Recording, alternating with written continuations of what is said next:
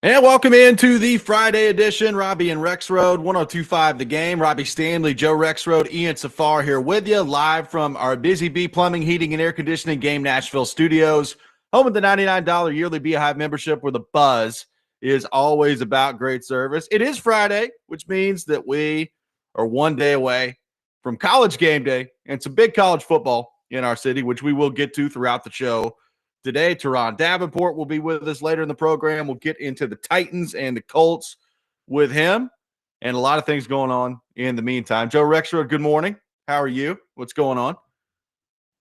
Well, I'm very tired because, I can't stop staying up to watch my Dubs do some pretty amazing things. So, yeah, I'm not going to say that it wasn't worth it, but, man, I probably shouldn't have stayed up to watch the huge overtime comeback win over the Nuggets with Steph Curry going for 42 and absolutely going nuts at the end. But I did. Everything on the up and up with the NBA, everything on the up and up with the Warriors, and well, not with my Heat. So that's a fair question. I think they're good. I think they're fine. There is NBA activity other than working with the mob. That's good to know. That's good. Yeah. Good. Quite the development yesterday. We're going to get into that here in just a second. Ian Safar, how are we doing? Good morning. Doing good, thanks. Happy Friday, everybody.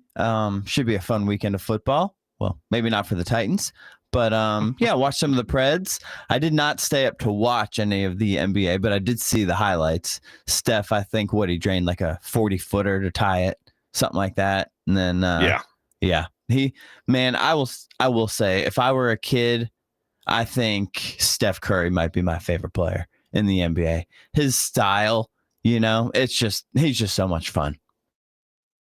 Yeah, we're gonna. He needs to play forever.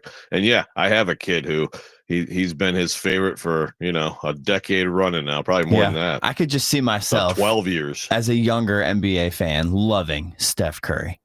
Maybe just smaller, slight, and can just drain them like that. Just so fun. He's one of the greats. I don't know where he lives, but he's one of the greats. I think I would have loved a team that had the combo of Terry Rozier as guard, Chauncey Billups as coach. I think that would have been probably what I was looking for if I was a kid in today's NBA. Good stuff on that front. I tell you, man, Chauncey, it's just very disappointing. Very disappointing. Really, I'm a big fan of Chauncey as a player. He always seemed like a stand-up guy, and although his lawyer has come out and said this is all completely BS. So I'm going to withhold judgment. But boy, some of the stuff in that indictment is pretty tough, man. We're talking some serious. First of all, the operation with the poker is like, my goodness. What's going on out there? Holy cow. Don't ever get into a high stakes poker game. I think that's the lesson for like all people in the world. Just if it's like some high stakes poker game or whatever, and especially if there's like some celebrity who's going to be playing with you, do not do it. Yeah. Like take your money. So Chauncey Billups, Terry Rozier, Damon Jones, all arrested yesterday by the FBI. I guess a total of 34 people were arrested as a years-long investigation continues to go. The fraud is what they're calling it.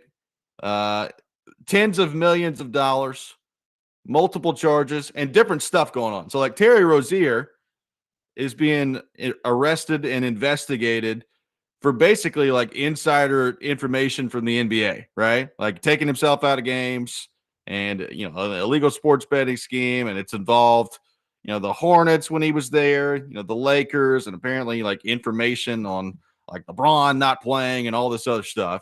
And meanwhile, you've got Chauncey Billups, who is involved allegedly in the wide-ranging, high-stakes poker stuff with the mafia families. So you got all that going on. So it's like two separate things going on, but it's still wild that all this is put together. And Joe, I was reading some stuff yesterday about like people in these high stakes poker games and how some of them apparently have like contact lenses in their eyes that try to Yeah. make you be able Yeah. to read through cards. Like, it's the craziest thing I think I've ever heard.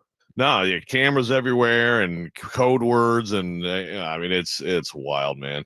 I mean, actually, like, I understand that, like, like the mafia exists and all that, but you kind of, it's kind of taking a back seat. It's more like for the movies. But hey, there's still, like Bobby the Butcher and these different ridiculous nicknames and stuff. But yeah, that whole thing is crazy. But Billups also, accused of, I mean, on the basketball side of doing things too, of giving information. Obviously there's like the loss. It's a loss they had. They end up, they end up fouling late in this game, and they end up losing, which is why the Bulls didn't get Cooper flag, right? I guess that's the whole thing. Like, Chicago fans are furious about this because that loss made the difference, and so it's an absolute mess. Again, it's like, at what point when you see something like this, like, does this finally deter people? Like, does this finally wake people up and say, like, guys, I mean, yes, we can all say this, this is what you get. You get your leagues, everybody gets that gambling money, and here you go. And that's totally fair. But also, like, is this operation enough for like people in those positions to be like, dude, you cannot mess around with this? I don't know, man. I think people think that they can always outsmart the system. All right. Yeah. Like, there's always people that think that they can outsmart the system. Like, I would hope that this puts a stop, or at least a limit to the high stakes poker involvement, from Gilbert Arenas to Chauncey Billups. Maybe cool it on the high stakes poker involvement. How about some bingo? Yeah. Yeah. I mean, you guys want to play Go Fish? Oh my goodness. Yeah. That thing. I mean, it's amazing all the stuff that they did with that. And boy, some of these people, I'm sure they had some people with some serious money in those rooms, just absolutely draining them. I mean, my goodness. But yeah, on the sports side of it, it's just, you're right. It's human nature. Yeah, it's not going to be me, but I mean, seriously, like, look at this, and like, people out there, we've talked about this, the idea of, like, maybe player props are a problem in some places of fandom. But again, point was made. I was seeing some arguments yesterday, and the point's made, like, if you take those away from, like, the gambling sites, then they're going to be done in illicit areas, right, where you can't track things, right? I mean, that's the whole thing here, is that it is being tracked.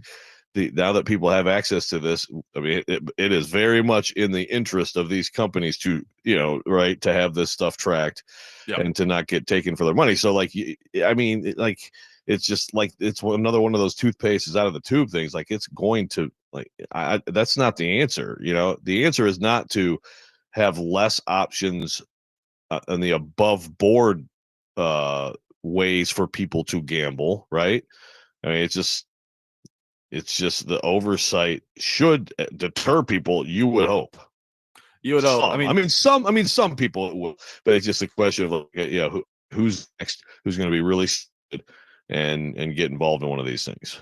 Yeah, I figured this would involve LeBron to some degree. Not that he had anything to do with, like, the actual gambling part of it, but then yesterday I was like, yes, finally.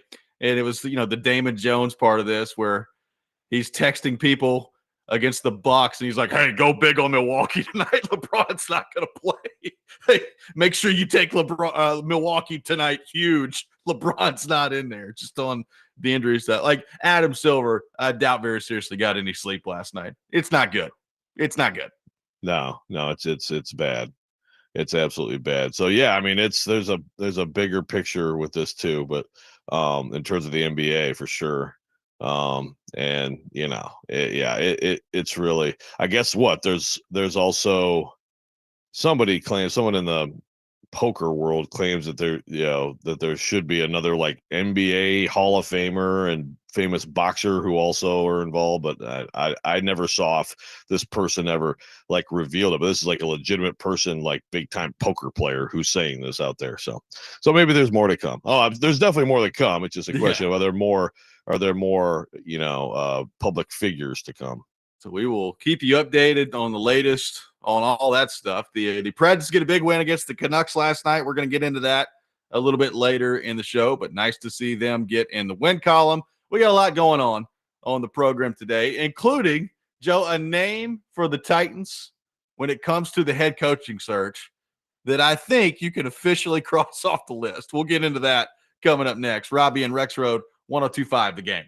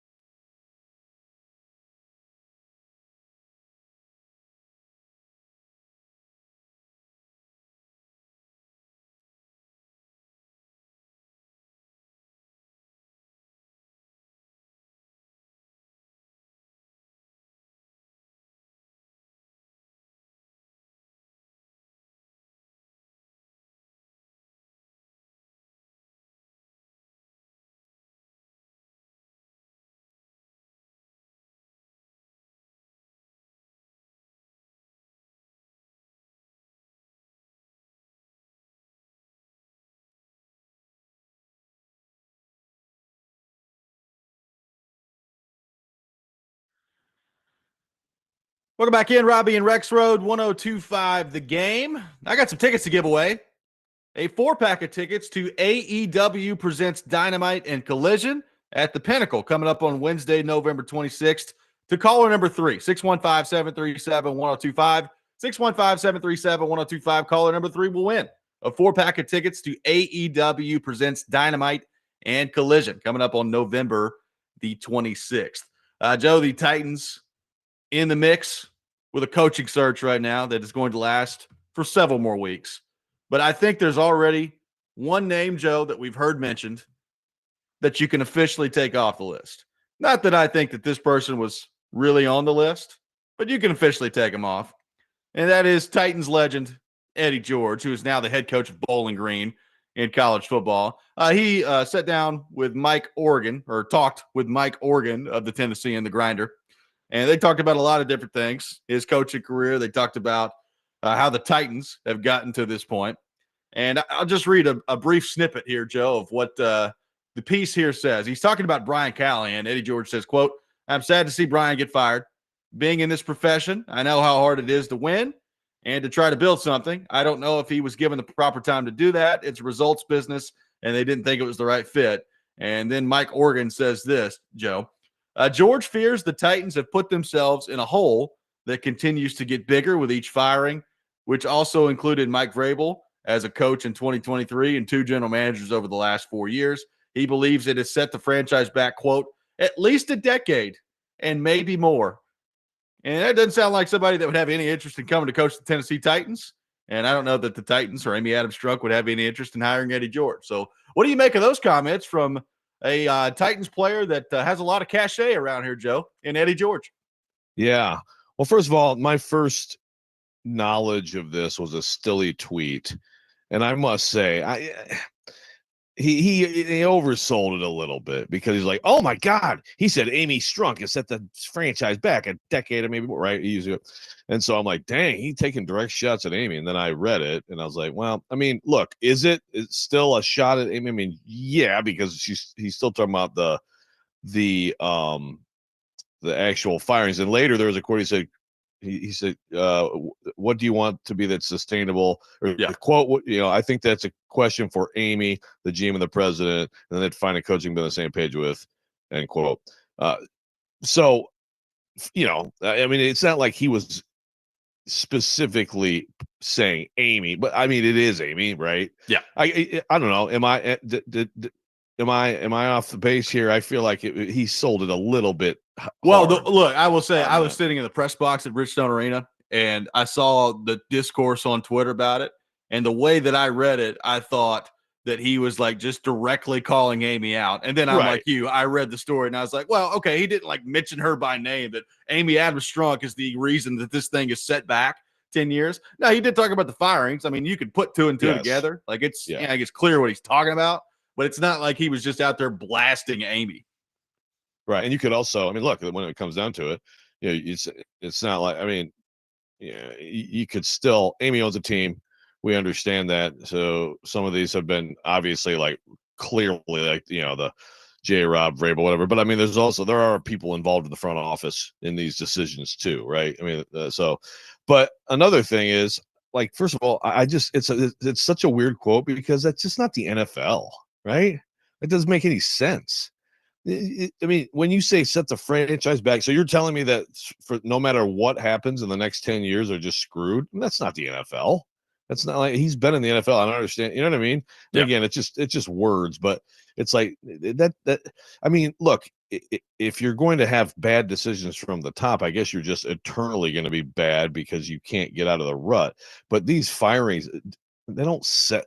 I mean, the Titans could be a night. There's a path for the Titans to be a winning team next year.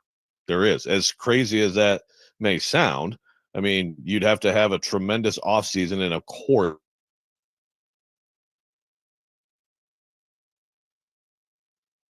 quarterback is growing the rest of this year and he's ready to rock next year. And you've solidified something around, but like that's the NFL. It's 100% built for that. So I don't know. That's just super hyperbolic in my opinion too. Yeah, like if your quarterback works out, you should be pretty good in the not too distant future. Now, how good? That depends on your organization, right? Like, can you put the right pieces around him? And look, part of that at this point, I think, is going to involve, like, in order for the quarterback to be good, you're probably going to need to have a good offseason, right? Like, I think we see with the roster that they've currently got, it's pretty difficult for the quarterback at the moment. So they feel forever away. And I think people throw that out there all the time. But, well, people also said this, like, if you miss on the quarterback in the draft, it sets you back 5 years. It's like, well, maybe. Like, when are you drafting the next quarterback, and how good can that next quarterback be, right? That could be 2 years from now. So, like, it all depends on that stuff. But yeah, like, I think the larger point is clearly, like, it's one thing for fans to say it. It's another thing for us to say it on the radio. And like we've talked about, Amy Adams Strunk clearly pays attention to that type of stuff from her fan base and from the media and all those things. But I do think, like, when a franchise icon says things like that, maybe, I don't know, maybe more attention gets put on it because of who's saying it. That sure. part of it is interesting. Yeah, no doubt. Yeah, I mean, and obviously you're talking about a guy who's just relentlessly positive and supportive and all that stuff, right? And even he's like, oh God, this is bad. That for sure is interesting. Yeah, I agree. That's another thing that drives me crazy, the 5-year thing. I mean, the Titans drafted Marcus Mariota, they missed. In the midst of that missing, they did win a playoff game. Also, 4 years after they drafted him, they went to the NFC Championship or AFC Championship game with another quarterback, you know? So like, the setting you back thing is, I mean, if you have a bunch of drafts in a row that are bad, that is a multi-year setback, and that is exactly what we're seeing. Well, that's like, it's the same thing really with the J-Rob discussion. Like, yes, part of why the Titans have been in the hole that they're in is because J-Rob missed on high picks in his last 3 drafts. They've also, at this point now, had a lot of time in the NFL to, somewhat recover from that, and they just haven't done it. Like, they've just continued to make horrible selection after horrible selection after horrible decision. We're going to get into one of those decisions here in just a few minutes that got put on IR yesterday. So there's a lot of opportunity in the NFL, in a league that, as we've talked about, is designed to take you from pretty bad to at least halfway decent very quickly. And the teams that aren't able to accomplish that, usually you'll find, are pretty poorly run. Right. Yeah, exactly. And that's where it's like the firings, it's like the firings set them back 10 years or whatever. Well, not if the next hire is actually good. Now, what's the confidence level that it will be? That's a different discussion, right? But you're not doomed. You're not, again, you're not even doomed to being bad. If you have bad ownership or you've made a bunch of bad hires, like you can, the hiring pool here. That's why I always thought search firms were really weird in the NFL, like it just, it's like, I mean, like it's the same. Everybody's going to be interviewing the same, like 5 to 10 people, like during a coaching cycle, you know what I mean? If that works out for you, then all of a sudden, like, you're back. I mean, look, Mike Mularkey,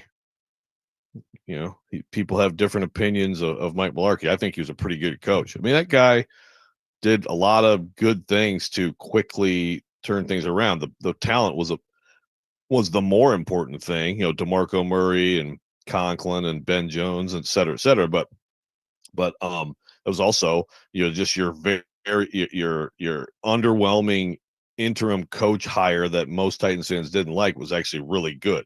Who thought that at the time, right? Like, I mean, not many people. Yeah. So what I'm saying is, it's time for the Mike McCoy era to begin. Here we go. Now we're talking. Ed on the text line says, I hate that Eddie said that because it only galvanized Amy to be more involved to fix things, when the opposite is what we want her to stay out of it. Another texter says, this is from Kyle in Cookville, says, this just shows Eddie didn't watch a single second of this sorry team to be sad that Brian Callahan got fired. This is from Kyle in Cookville. I did see that. I was like, yeah, I don't know if I agree with Eddie that the Titans didn't give Brian Callahan enough time. That's just me. Yeah, but you got to remember, once you become a coach, that's an automatic defend the other coaches, man. I mean, it's like, here in East Lansing, Tom Izzo is defending, the football coach. Tom Izzo has defended many, many coaches who were just about to get fired. It's a tradition. He gave his shot in the arm, and then they still got fired. Especially like really bad Michigan coaches. Like he really that guy's a really good coach. I think that they should keep him, and then they fire him. I think they should really make sure he sticks around for a long time. 615-737-1025 is our phone number. A move made by the Titans yesterday that I think could solidify just a horrible era here. We'll get into that coming up next. Robby and Rexrode, 1025 The Game.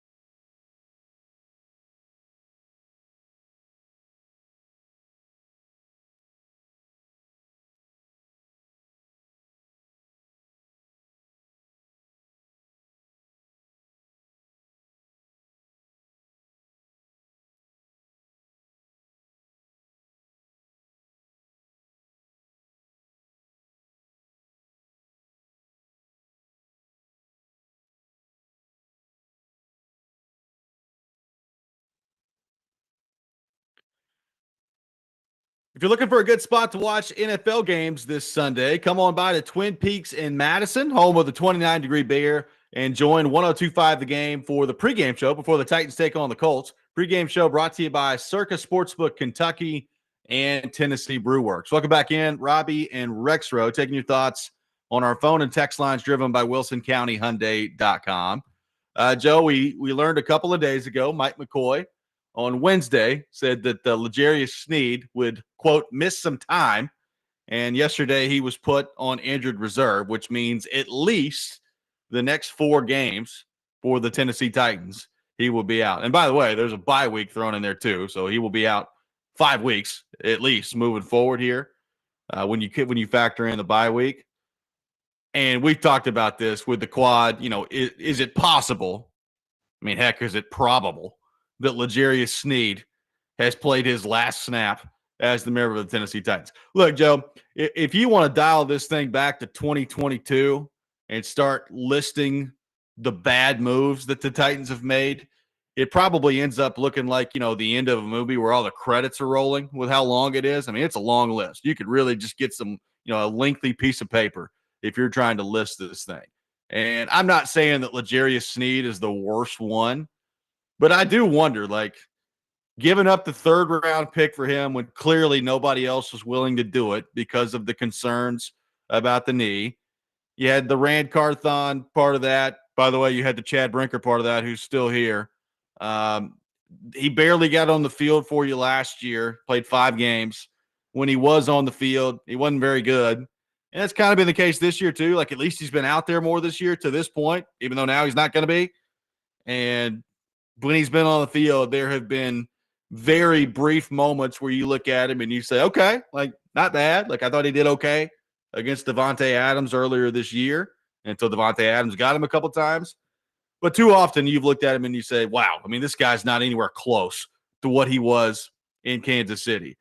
Again, it's not the worst move that they've made over the last few years because A.J. Brown's probably going to forever top that list. But, man, is it bad with L'Jarius Sneed. Just horrific. And now the fact that he's on IR, you can just stamp it. Like, it's a disaster. Yeah. Don't forget, Bergonzi. I mean, I have no idea. You know, he was obviously in the front office in Kansas City. I'm sure at least they were like high-fiving each other there. And then it's like, hey, Mike, how about you go to Nashville and you get to be on the other side of that. Yeah, and look, first of all, I mean, I don't remember what you said. I know that when the trade happened, I was like, "Ooh, man, that's a big time deal. Good job, Titans." You know, so excuse me. So this is on, at least for me, this is absolute second guessing and not first guessing. But well, I mean, I will say we spent a lot of time talking about why is it that the Titans are giving up a 3rd round pick when clearly no one else will do it.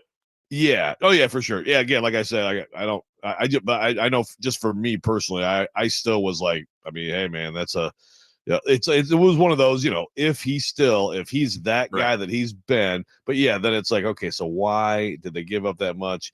And, you know, why do the Chiefs want to move him, et cetera, et cetera? But no, it's been right up there with the worst, with the worst of the things they've done. And they've done a lot of I've had a lot of bad personnel moves. And I just think that he probably won't play again. And I don't even, you know, like for the Titans, I'm sure they can't get him out of this, you know, out of the picture fast enough. And I'm sure for him, he feels the same way.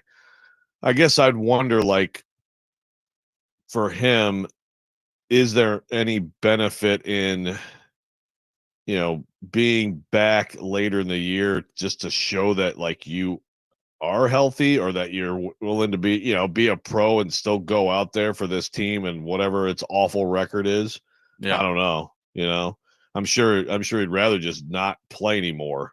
But like also like the quad again. And again, we are like, it's like all the talk last year, right? Was it really the quad? But it's like, how do you have quad injuries this severe over and over again?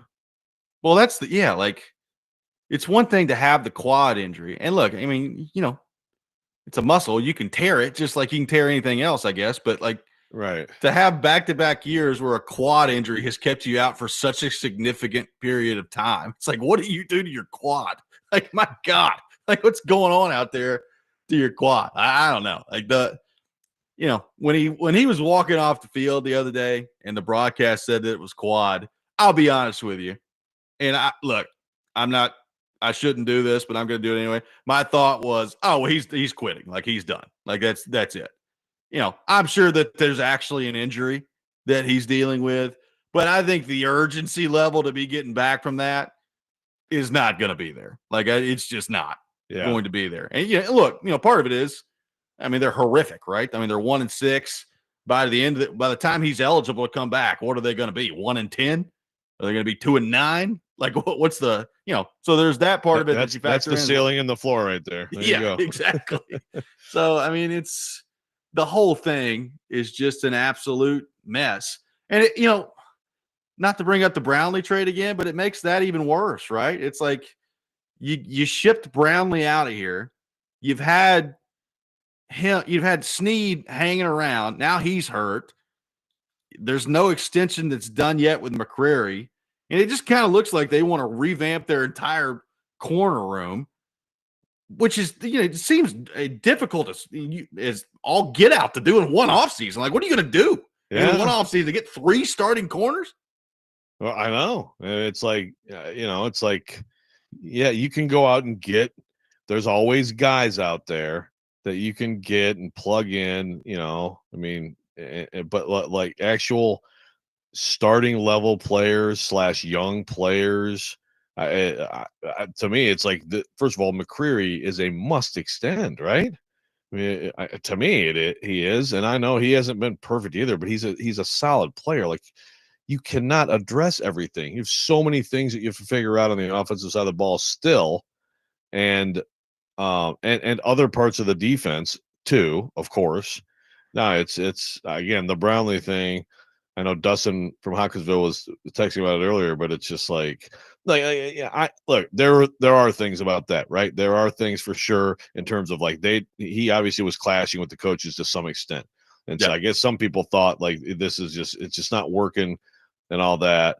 But man, it's just like it better have been awful, It better have been awful more than just like annoying or, this is because it's such a bad move to and everybody knew Snead was probably done after this year. So you already kind of knew that, right? It's not like this is, oh no, my God, Snead has another quad. Well, I guess that's it. I'm sure the plan has been that he's not going to be on this team next year.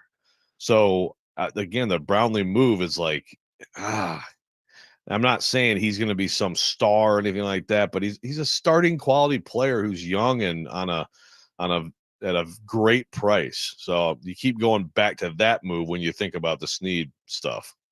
If you don't extend McCreary, you got 3 starting corners you got to find.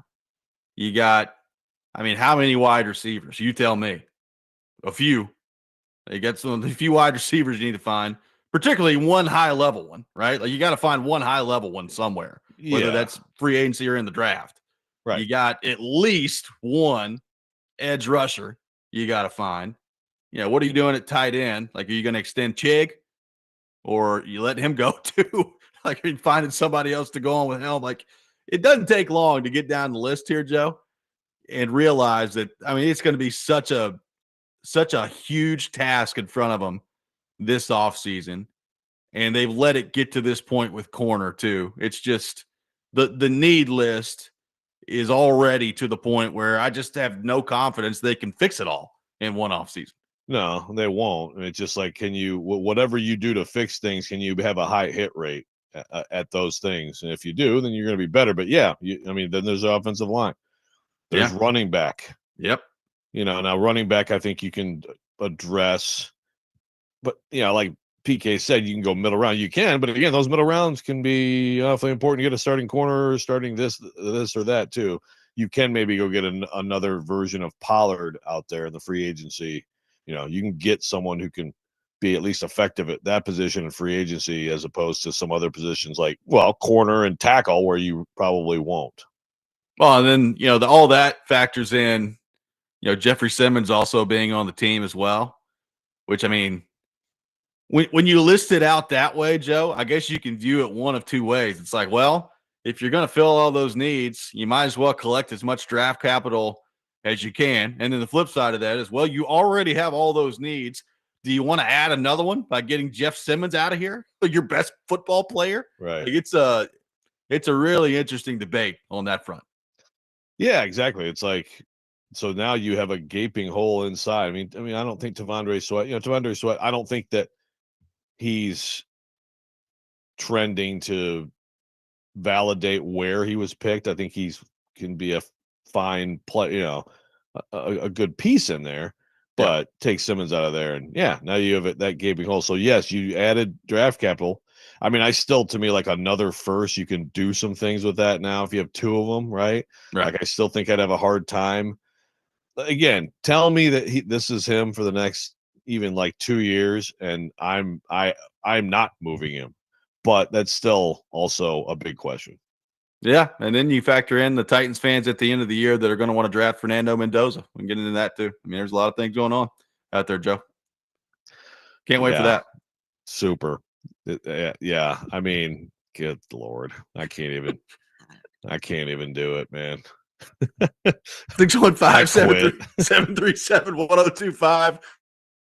Our phone number will take your thoughts on L'Jarius Sneed to IR and where that move stacks up over the laundry list of horrible moves for the Titans the last few years. Take your thoughts on the need list for the Titans as well moving forward, which is already incredibly long. All that coming up. Robby and Rexrode, 102.5 The Game.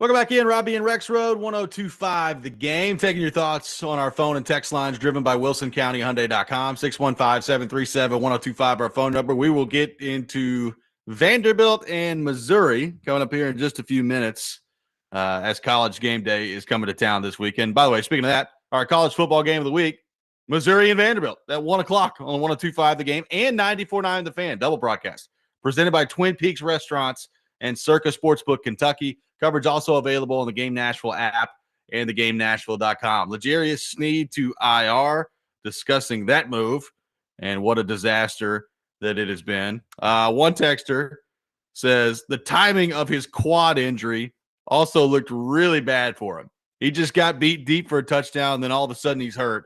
I'm not saying that he's lying, but the optics definitely looked bad on that play. And that's kind of where I landed on that too. I was like, yeah, he's probably legitimately hurt, but man, that timing was not good for L'Jarius Sneed. Yeah, no, I agree. Now, look, he's on IR.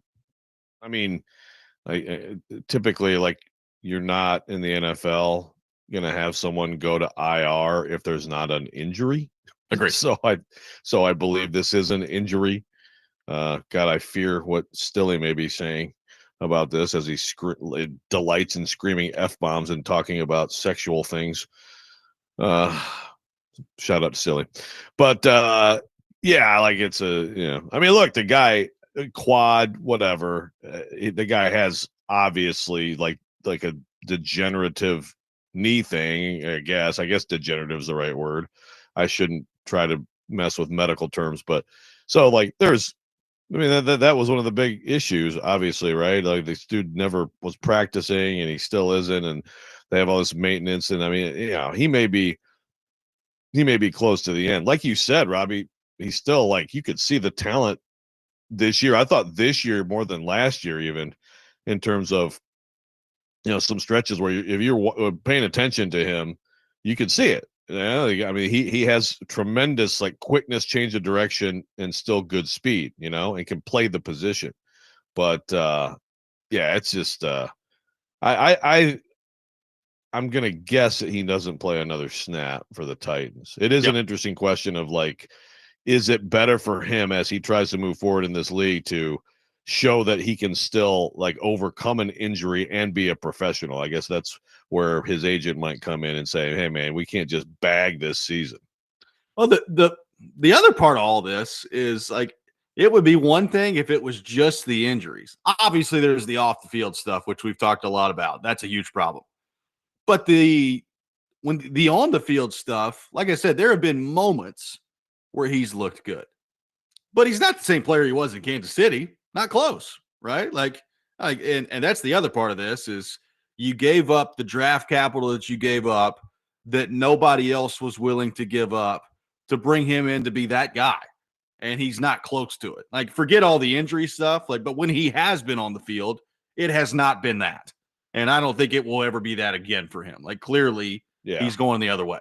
Yeah, for sure. And again, it's just unbelievable to me that a guy with his level of success, his amount of time in this league, would have some of the screw ups in terms of not knowing the coverage and things like that have led to really significant plays this year too. Yeah. Which just, you throw it in with everything else and it's just, him, I guess talking trash, which I guess I have to acknowledge at this point. It's all Nico Collins. Who's that? Never heard of it. Let's head to our phone line, driven by WilsonCountyHyundai.com. Welcome in Dylan in Nashville to the program. Dylan, good morning. Thank you for calling in. Hey, guys, man, I've got a hot take for y'all today. Amy Adams Strunk. She's not crazy. She's not lost. She's not a genius. She's actually a genius. You heard me right. A genius. You think she tanked this roster by accident? No chance. She's playing the long game, the villain arc, the redemption story. She's setting up the stage for the greatest comeback script the NFL's ever seen. She got rid of Vrabel, the best coach in the world, gone. She stripped the roster down to the studs, no stars, no swagger, no hope, nothing. And that's the exact point. Because when 2027 rolls around, 2 more elite drafts, 2 more like the one we just had, 2 more good free agency runs, and the Titans are loaded, built to run it back. Picture Jeremiah Smith lined up under the lights, Nissan 2.0, Amy Adams hosting that Lombardi as the villain turned hero just in time for the new stadium. Guys, it's not football, it's theater. It's pretty easy to look at. The NFL is under an entertainment license just like the WWE. Don't tell me it's not scripted. Come on, it's a movie waiting to happen. I can see Kevin Costner just licking his lips right now. Draft day 2, the Titans are rising. So, Now we're talking. Hey, love you guys. Call me a pessimist, call me a narcissist, but I call it destiny. Tighten up. Thank you, Dylan. Appreciate it. Hey, if you told me you got Jeremiah Smith on all this, I'd probably accept sucking for the next couple of years. Yeah. God, there's got to be a good word that rhymes with Jeremiah, but I can't come up with one right now. Put the season in the air fryer for Jeremiah. I don't know. There we go. That'll work. Yeah. We got to really work on that. It's too long. Yeah. But okay. Hey, why not? Maybe this is all, it's just the Titans' turn among the script writers to to be this bad. It's amazing how for decades they just kept writing the Lions into into oblivion. Yeah, poor people in Detroit. Yeah, boy, my goodness, that's a little bit tough, man. And we won't even get into the Browns. Ooh, or the Jets. Yeah, that's the company. That's the company the Titans are keeping these days. Yeah, not good stuff there. Yeah, I mean, look, that's why the Snead thing is funny to talk about, because on a lot of franchises list, like how that's gone down would probably be at the top of the list of bad moves they've made. And for the Titans, you're like, yeah, it's probably somewhere in the top 5, maybe, maybe. There's a lot of things to choose from.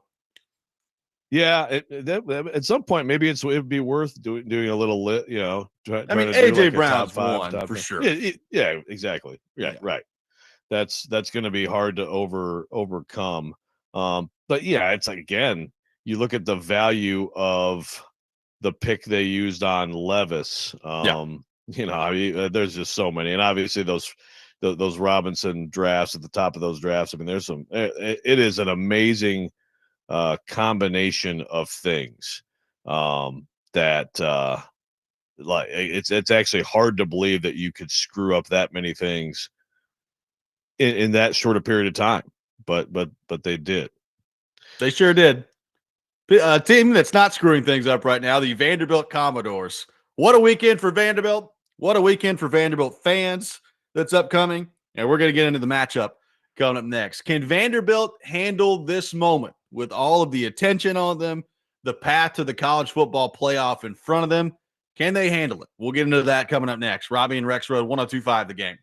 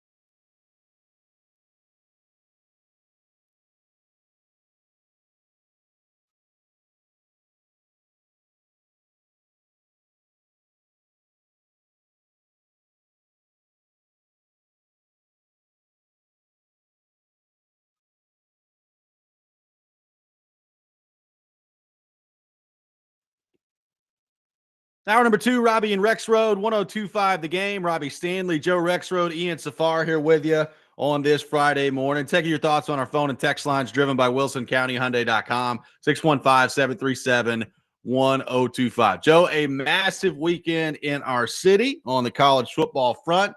Vanderbilt taking on Missouri in a top 15 matchup. College game day is in town. And by the way, like I said, pregame beginning at 1 o'clock on 102.5 The Game, kickoff at 2:30. Vanderbilt football brought to you by Gary Force Acura, Jimmy Kelly Steakhouse, and Smoky Mountain Tops. Joe, it's a huge moment for Vanderbilt and their fans. You know, there's an excitement level around the program that is unprecedented in my lifetime, probably unprecedented in your lifetime, most people's lifetime, when it comes to this football team and this football program. Now, let me be clear when I say what I'm about to say. This is not like they're playing, MTSU or some other school that they should win, by 2-3 touchdowns by in this game. It's Missouri. It's a top 15 matchup. Vanderbilt's a 2.5-point favorite in the game. So, like, the idea that Missouri could come in here and win the football game is not some crazy thing. So I want to start on that and be clear. Like, they're a good team. It's going to be a good game. But when I ask this, I'm kind of talking about this is a huge test for Vanderbilt in terms of, yes, the quality of opponent, but also the circumstances, right? Like, you got college game day in town. You're the darling of the sport right now. There's a lot of attention on you. And look, it doesn't like we see it. The players see it. Everybody sees it. The path to the college football playoffs right in front of them. Like, if they handle their business and end up with like one more loss heading into the Tennessee game, they're going to be in pretty darn good shape when it comes to the college football playoff. So can they handle this? Can they handle this moment that they just really, as a program, don't have very much experience being in, don't have any experience being in? Joe, what do you make of that as they head into this matchup against Missouri? Yeah, no, look, it is a big challenge. It's just obviously something very different for Vanderbilt. Clark Lee is dealing with things that he just hasn't dealt with. It's things you want to deal with. You, of course, very much want to be in a position where you have to deal with, okay, let's not get overconfident. And yes, there's this huge big picture thing that we're in, but if you don't focus this week, then it's going to get blown up. And so, like, it's hard for me to believe that they just beat LSU, which is a bigger win. That's a top program that you just beat. And it was really impressive, and it gave you this opportunity. But I actually think that they're playing a better football team this Saturday than LSU, especially that version of LSU with weeks out. So, like, Texture, I agree with this. Texture says, I actually think this is Vandy's biggest test. Because Missouri plays the same type of game, not exactly the same type of game, but what Missouri does is they run the ball physically, and then they have a quarterback who can really run around and make things happen. So, no, look, so if they lose like a close game Saturday, that'll be part of the thing, right? Like, did they handle the moment? It won't necessarily be because they didn't handle the moment. It might just be because a team that's very also a playoff contending team, also with a rare opportunity at Missouri, just beat them. But it's an absolute fair question. When, especially, game day is different. So Clark Lee's going to be out there, and everybody's there. Everybody's talking about him. I mean, this is stuff that The whole thing's different. Yeah, it's absolutely. And it's exciting, and it's so awesome for all of them and for Vanderbilt fans. But yeah, now you have different challenges that come with that. Yeah, like, let me be clear. This is not Vanderbilt's biggest test on the field, right? Like, that is and will probably remain Alabama for the rest of the regular season, right? Like, going on the road to Alabama. Missouri is not that. So let's be clear. Like, it's not that. But the circumstances around all of this, I think, are really intriguing heading into this game. Now, my gut tells me, Joe, that Clark Lee and that staff are really, really good at getting their team to just focus on what's in front of them. And they did that when they were losing games. Now that they're winning games, I think this Vanderbilt team, led by their coach and really specifically led by their quarterback, is not going to sit here and get like full of themselves heading into a matchup. Like, it just doesn't seem to be part of their DNA. But again, it's college game day at home for the first time since 2008. Everybody around the country is talking about your program, talking about your quarterback, talking about the job that your coach has done. There's just a lot of attention on you heading into this game. And as a program, you've never dealt with that before. So how do you deal with it heading into this matchup here? Like, can you be ready to go? Is your focus level where it needs to be heading into this matchup? College football coaches worry about this type of stuff all the time. And I'm sure Clark Lee has been talking about it this week with his team. Yeah, no, for sure. If they obviously have a great, weekly routine. And like you said, I mean, Clark Lee's been able to get them to like come off the mat and give good performances when, it's like a season looks lost or whatever. But again, it's still very different when people are talking about the college football playoff. There was it does remind me a little bit of Indiana last year. Yeah. They had some game like they had Michigan come in. I mean, I went up and covered that game, and Michigan wasn't very good, but they're still like a team with a ton of talent. And it was all, in fact, I don't remember if that was game day or not, but either way, there was all this attention, like what the heck is happening with Indiana? And they hung in there and they got it done. But I will say that like Vanderbilt's challenges are certainly more, tougher than what Indiana had last year. Talented, but flawed Michigan team until they finally went and lost to Ohio State. I mean, Vanderbilt's got a lot. I will say, though, of course, you're right. Alabama on the road is going to be, that's the toughest game in the schedule. And it's a game that they were about to take the lead in the fourth quarter before Diego Pavia threw an interception.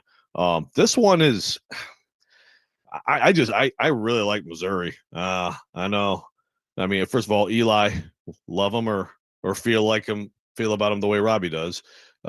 He can coach. Like the running Ahmad Hardy he is just a problem, just a physical back. It's just a different kind of challenge. LSU can't run the ball at all. I mean, you could make the case that this game, if Missouri is as good as I think they might be, that this game could be the toughest one before they go to Knoxville. It just kind of depends on like what is going to happen with Texas in and how they're going to play when Vandy goes there. But they're bad on offense. Missouri's good on offense. Yeah, like Missouri is good on offense. I will say, like I'm interested to see what their passing attack looks like in this game. As much as I'm interested to see, like, can Vanderbilt stop the run, right? Like Vanderbilt, when you look at who they've played to this point in the SEC, they've not really played a team yet that's a great rushing team, right? Like, Jam Miller is a good player, but Alabama has, for whatever reason, just not really been able to run the ball so far this year. And it's been basically Ty Simpson and those receivers, which when you have Ty Simpson and those receivers, yeah, that's fine. So throw the ball that way. But this is a team in Missouri that runs the football really well and is a physical team. So can Vanderbilt handle that? On the passing attack front for Missouri, Missouri couldn't throw the ball that well against Alabama. Now that's Alabama. What is it going to look like on the road in this game? That's going to be really interesting to me, what that looks like on that front. Like at this point with Vanderbilt's offense, Joe, until I see somebody stop Vanderbilt's offense, I'm just going to assume that Vanderbilt's offense is going to be able to score some points and move the ball up and down the field. Defensively, I think we're going to find out a lot about Vanderbilt in this game as to whether or not they can stop the run. Yeah, absolutely. And that's the thing. Yeah, the fourth quarter, the Bama, I don't know what the total number was. It was a good number by the end for Bama against Vanderbilt. In the fourth quarter, they faded. They were tired defense, and Bama asserted themselves physically. But for most of the game, yeah, they didn't get a lot done in that way. But this is a different challenge. And then again, a quarterback who, look, last week, Nussmeier, who I still think is one of the most talented quarterbacks out there, I still think is he's going to be a prominent draft pick. I guess it's just a matter of, it is a big rest of the year for him and all that stuff. He's a talented guy. He made a few plays that were ridiculous in that game, getting away from rush, and they got some big plays out of it. But again, he's still a little bit more of a sitting duck guy than this guy that they're about to see, who, of course, Penn State fans all wish that they had picked him over Bo Prabula. I know at one point they also were like watching Will Levis at Kentucky and saying, we had this dude and he was, like, you guys didn't realize he could throw the football. But no, this guy's good. This guy's good. And so the combination of, that power running game and then what they can do in play action and with him moving around, it's a challenge. I think Vanderbilt's defense is flawed, but there's some really good players on there. I mean, they have talent. It's solid but flawed. And I'm with you. I just think the offense that's going to lead the way and dictate games for them if they're going to keep this going. And I have to like them in the matchup against Missouri and really just about anybody left on the schedule, except maybe on the road at Texas. Keith says Joe's predictions are always wrong. Vanderbilt by 50. Doesn't think it's going to be close. Well, but Keith, you don't know what my prediction is yet. I haven't, you have to wait for Pigskin Pick'em. But yeah, my predictions are pretty crappy lately. It's a fair point. Pretty freaking bad. 615-737-1025, our phone number. More coming up on Vanderbilt and Missouri. Can Vanderbilt handle the moment with everything in front of them? You got College game day. There's a clear path to the college football playoff. Can the Doors handle it? We'll take your thoughts on that. Robby and Rexrode, 1025 The Game.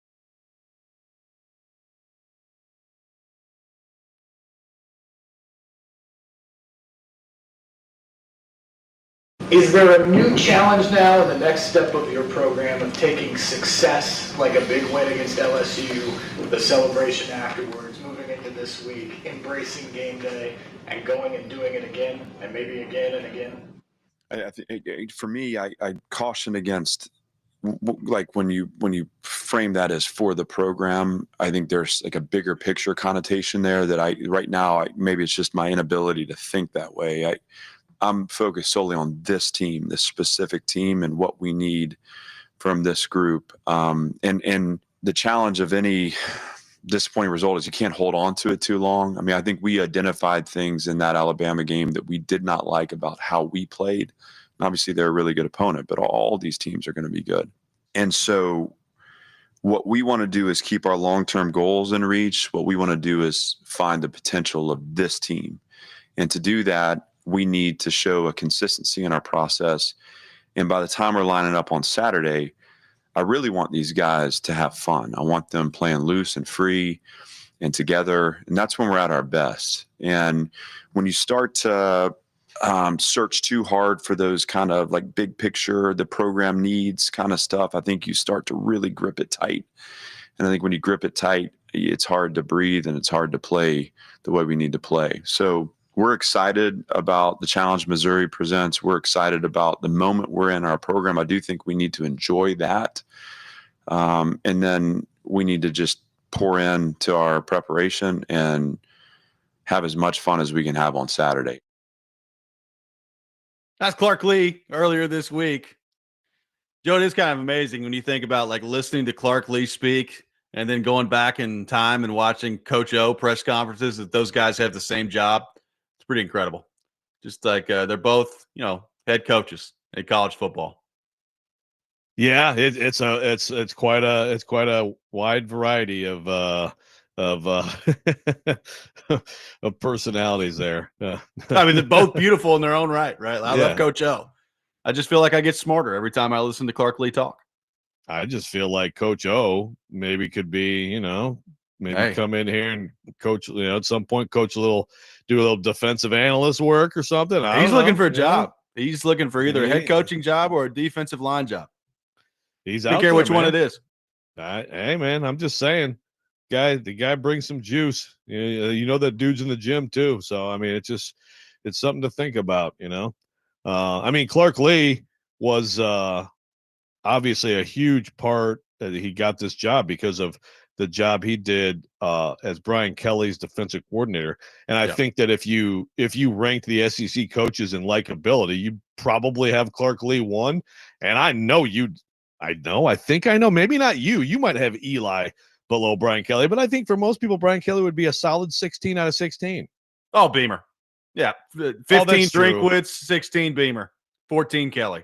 Wow. That is the kindest ranking of Kelly I think you'll find from anyone around the SEC. And let me tell you, there's a large gap 14. between 14 and 15. Wow, man. Wow. I can assure you that the gap is closing. I can't believe I forgot about Beamer there. Yeah. Well, a lot of people would like to forget about Beamer right now. Turns out he can't coach. But the point, those guys work together great. And, it's like it's hard to sometimes it's hard to believe, it's like, how the heck did you like that guy, Yeah. But I'm seeing Ricky. I'm seeing some of this, on the text line. I feel like, and I don't know if Ricky's a Tennessee fan, but Ricky says no one other than local media, its guests and Vandy fans think they're going to make the playoff. Well, I mean, I have news for you, Ricky. Like, this is a real thing. I mean, there's some people who think this is like some fantasy thing or whatever that we're talking about. Nick I got a LinkedIn message. I got a LinkedIn message from somebody like, your giddiness about Vandy will soon be exposed or something. It's like, I'm sorry, like their record is what it is. Their ranking is what it is. Their schedule is what it is. If you watch them play, like they're a legitimately good team. I know some people can't wrap their mind around it, but no, that's not true. Like, it's actually possible. Get used to it. Particularly if they win this game. Like, right. If you win this game tomorrow, then you are looking at on the road at Texas, which is a challenging game, even though Texas offensively has not been good. They've got a very good defense, as we pointed out, and it's on the road at Texas. And then you have Auburn and Kentucky at home, and they should absolutely win both of those games. Doesn't mean they will, but they absolutely should, based on what we've seen from all these teams this year, which would mean, Joe, that the Tennessee game at worst for Vanderbilt's a win and in game for the playoff. Like, that's reality. That's what it is if you win this game tomorrow. And again, they absolutely can lose this game. I'm not going to be shocked if Missouri finds a way to win a close game. I think it's going to be a really good football game. But yeah, that's why game day is coming. You think it's just like local media and they're did you notice that ESPN game day is in town? Are they in town because they just really want to go to Broadway, which apparently, by the way, they wanted to do game day on Broadway. Candace Lee told the Vanderbilt Hustler that, which is good for her for being like, guys, can we not have everything be centered around Broadway when you come into Nashville? I thought for sure that's where they were going to put it when they announced they were coming here. Right? Yeah. Yeah. Good for Vanderbilt to actually have it on campus. That's where it should be. But yeah, that's why, excuse me, that's why game day's here, because they are legitimate and they actually do have a real chance. I'm sorry, Ricky. Yeah, again, tomorrow's game is massive on that front. When you look at Vanderbilt's team, this is a new era of college football. And Clark Lee undeniably doing a great job. But that's what this is. We were talking yesterday at the end of the show, Joe, about Vanderbilt potentially flipping a 5-star quarterback Georgia commit. Right. That's where we're at in college football right now. It's just it's a different thing. And look, there are people out there that believe that as soon as Diego Pavia walks out the door, that this with Vanderbilt's going to be done and over with, and that they'll never be relevant again in the college football playoff conversation. And maybe they're right. I have no idea. I do know this, Diego Pavia, I think clearly is the biggest part of all this. But go look at Vanderbilt's roster and what they've built. They got SEC lines of scrimmage on the offensive line and defensive line. How many times have we been able to say that? Not very often, man. They got offensive line play and defensive line play that absolutely matches up with other teams around the SEC. It doesn't mean that they're Alabama. It doesn't mean that they're the top of the top in terms of the talent pool that they've got there. But they absolutely this is not college football in 2002. It's a different sport now. Yeah, and look, Alabama, who now you look at the projections and everything, essentially, I know our Austin Mock, the Athletic, and other people, it's basically right now it's Ohio State 1 and Alabama 2 in terms of projecting ahead. Again, doesn't necessarily mean anything, but Bama's turning into an awfully good team, and Vanderbilt turns it over twice in the red zone. You have the fumble, and then you have the pick late, and they were they were absolutely lining up with them. They were getting pressure on their quarterback, and they were moving the ball offensively. They have legit dudes up front, and that is the difference. Keith, I want to know how many Tennessee fans feel this way. Keith says, I'm a diehard Vols fan. I'm rooting for Vandy. I hope they win every game until the Vols game. This is great for the sport and the rivalry. I feel like some people feel that way, but I also think some Tennessee fans are sick of hearing about Vanderbilt at this point, right? Oh, yeah. Yes. Some Tennessee fans definitely are. Look, I have already talked myself into Tennessee Vanderbilt at the end of the year for a spot in the college football playoffs. So really anything less than that at this moment, I'll be disappointed by. I've talked myself into it and how much fun it would be, particularly for our radio show, and how we could not talk about the Titans at all during that week, which would also be great. So yeah, I'm heavily I'm invested in that now. I need it. I need oxygen. We also have Thanksgiving that week, so we can really not talk about the Titans. Wow, the Titans, are they playing this week? Huh? How about that? But and I hear that. Now, I also would say if you're a Tennessee fan and it gets to that point, that is a big risk. My gosh, this huge game. What if Vanderbilt wins this sucker? Yeah. What an awful loss that would be. Obviously any loss to Vanderbilt's awful for Tennessee, but to have stakes on it, we're not used to that. Not too often, ever. 615-737-1025, our phone number. We will get back into Vanderbilt and Missouri later in the program as well. We got Pigskin Pick'em coming up at 8:30. Turron Davenport with us at 8 o'clock. talking all things Tennessee Titans. Coming up next, we have heard from Tony Vitello, so we'll give some of his comments that he's made in the aftermath of his decision to join the Giants. And the Predators get a win last night, and there's one player in particular that's playing very well to begin the year that could be a very big deal for this hockey team. We'll get into all that coming up next. Robby and Rexrode, 102.5 The Game.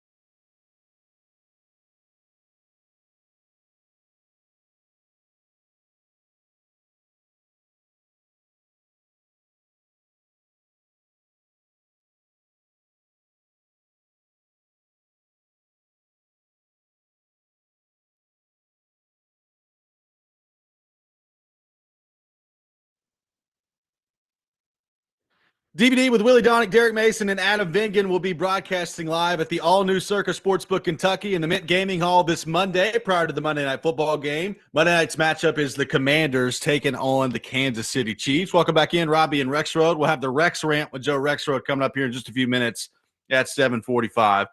Joe, a couple things to get into here. Number one, Tony Vitello has broken his silence. I guess earlier this morning he spoke with a select group of Vols reporters, and he's put out, just a statement that is just unbelievably lengthy. I mean, just all over the place when it comes to. I'll read some of the highlights from it. He said, quote, "By now, you all know I officially accepted a position to babysit Drew Gilbert. Normally, I don't read to y'all, but hopefully I can get through some notes here without any tears."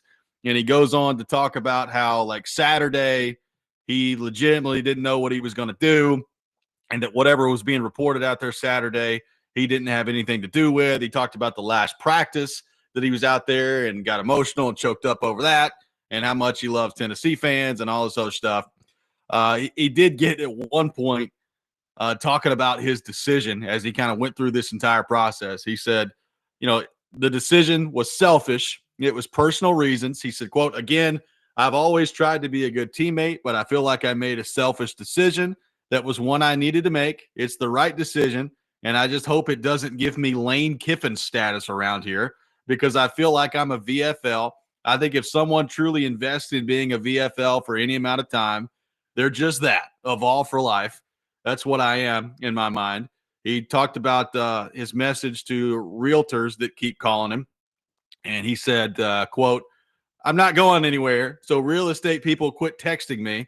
I'll figure out what I want to do, but whether it's football games, basketball games, supporting these guys in some form or fashion, I'm not going anywhere. I don't know if this will get me in trouble, but in my mind, a goal is to come back to Tennessee in some capacity, whether it's part-time living or some other job way down the road, or maybe I go back to Nashville and become a country singer or something like that. But that's something that stuck out in my head because obviously I feel like this was a great place for me." So Tony Vitello is all over the map in this statement, which is perfectly on brand for him, Joe. But clearly, as he outlines in this very lengthy statement that he gave Tennessee reporters, a decision that he struggled with pretty mightily here when it came to taking the Giants job or staying at Tennessee. Yeah, I'm going to have to just have, get a nice coffee, maybe, a Danish, sit down and just really enjoy every word of this thing. It sounds like maybe it actually can rival the 7-minute opening statement when talking about what a great Patriot Noah Webster was. Yeah. When he was mad that people asked Blake Burke if the season would be a failure if they didn't make the College World Series. Oh man.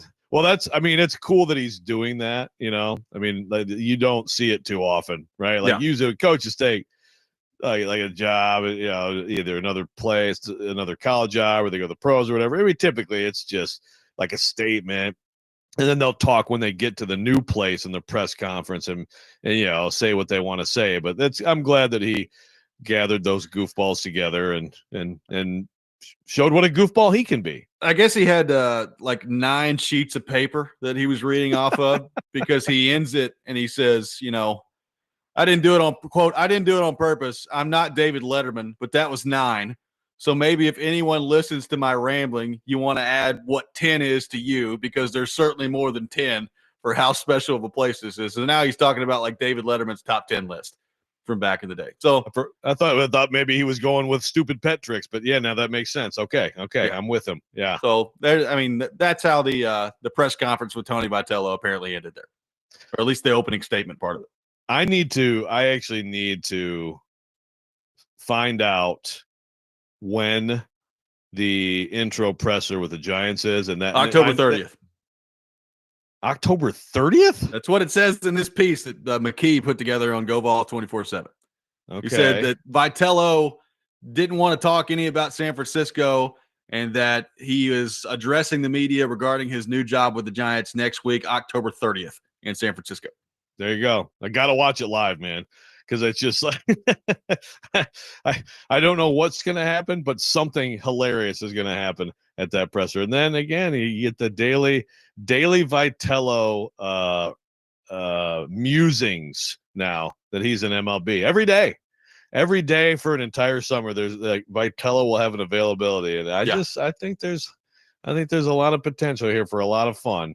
And of course, so the Giants fans are either going to be like, this is awesome, this guy is the best. If they win, they're going to love him just like Tennessee fans love him, or he's going to flame out and like they'll still have like hilarious stories to tell each other about Tony Vitello. It's really kind of a win-win for them. The Nashville Predators get a win last night, Joe. They win 2-1 against the Vancouver Canucks. Defensively, they looked really good last night. They were awful on defense Tuesday against the Ducks. They looked really good defensively last night. Saros had to make some huge saves in the game, even with how much they clamped down defensively, and he did. By the way, Saros to begin the year, Joe, he's 3-2-2, a 2.53 goals against, and a 9.11 save percentage. He's been really good. He has been really good to start the year, which obviously, for if they're going to accomplish anything, not only this year, but over the next few years, with that contract, he's got to be really good. He's got to be a big part of it. Now, we're still in the month of October, so we'll see how the rest of the season goes and if he and they can sustain it moving forward. But he has been very good so far, which has been good to see and is a big deal if that's how he's going to play all year long for this team. Yeah, look, he's had great years with bad starts. So, or I don't know if they're all bad starts, but certainly a little bit shaky. It takes him a little time. So that's a great development for a team that obviously is still struggling to score, but big win last night. And, get Cole Smith, scoring some goals, you watch out. But no, I think it's a big deal. Good for him. And Andrew Brunette talking again, it's like last year there was a lot of talking about the defense when we talk about Saros, and he talked about that in terms of why it's good too yesterday, right? And so that'd be my question: is how much of this start would you attribute to the improvements in directly in front of him? Yeah, I think it's a big part of it. Hey, look, I'll say this: Nick Perbix is good, man. Nick Perbix is never going to be like Roman Josi out there or anything. He's not going to blow you away with his skating ability or what he does on offense. He makes a lot of little plays in the game to get them out of trouble that are really good. Whether it's chipping the puck out or last night he killed 5 plays for Vancouver behind the net where he just knocks the puck down and sends it out. He's really good. Now, nobody's going to confuse him for a Norris Trophy contender or anything like that. I don't want to get carried away, but he's they've had a lot of moves that they've made over the last year and a half, Joe, that have not worked. And we'll see what Nick Hague looks like when he gets in there, which I don't think he's that far away. But Perbix early on looks pretty darn good out there. So that's been good to see with him and Brady Shea together. Matt Wood got in there last night. I thought he looked good. Yeah. He got in there on the top line with Forsberg and O'Reilly. And I think he had 4 shots on goal last night. I have to go back and double check that. But I thought he looked good. He's a big guy. The thing with him is there's always going to be the skating part of his game that you can work on. But he looks a lot better than he did at the end of last year. I think he's gotten a lot better in a very short amount of time, which is good to see. And he's so huge that you don't have to worry about, him getting bullied or anything out there. He's dragging people to the front of the net with him. And frankly, this team needs as many people to get to the front of the net as they possibly can based on their complete inability to score goals right now. Yeah, I was going to say it gives them a better chance to do one of my favorite hockey terms: get to the hard areas. Yeah. Get to the hard areas. But yeah, no. Right now, Cole Smith is outscoring Steven Stamkos. That's not good. Right. So no, look, there are some positive developments. I understand. Dustin is another 2-goal game. It's not getting you anywhere in the playoffs. Well, again, our question for this team is, can it hang around and be in contention to sneak into the playoffs? Right. Talking about anything beyond that right now would I think be kind of silly. So we'd all agree, the power play at some point has to. Brunette already was talking yesterday about, basically, and it absolutely happens, but it's early and it's already you get in your own head on the power play. They're absolutely there. Yeah. And it's just it's amazing how this group of player that would be a problem, but it happens, and doesn't just happen to the Nashville Predators. But hey, better decor, Saros good start. Some of these young guys, I mean, that's what you need. You need some of these young guys who finally it's their time to really, okay, this is a guy who actually is going to help and be part of the solution. So at least there's some good news over there. Yeah, I mean, the defense for the most part has been improved, which is good. That'll keep you in some games that last year you just weren't in. Saros has looked good, so that's good.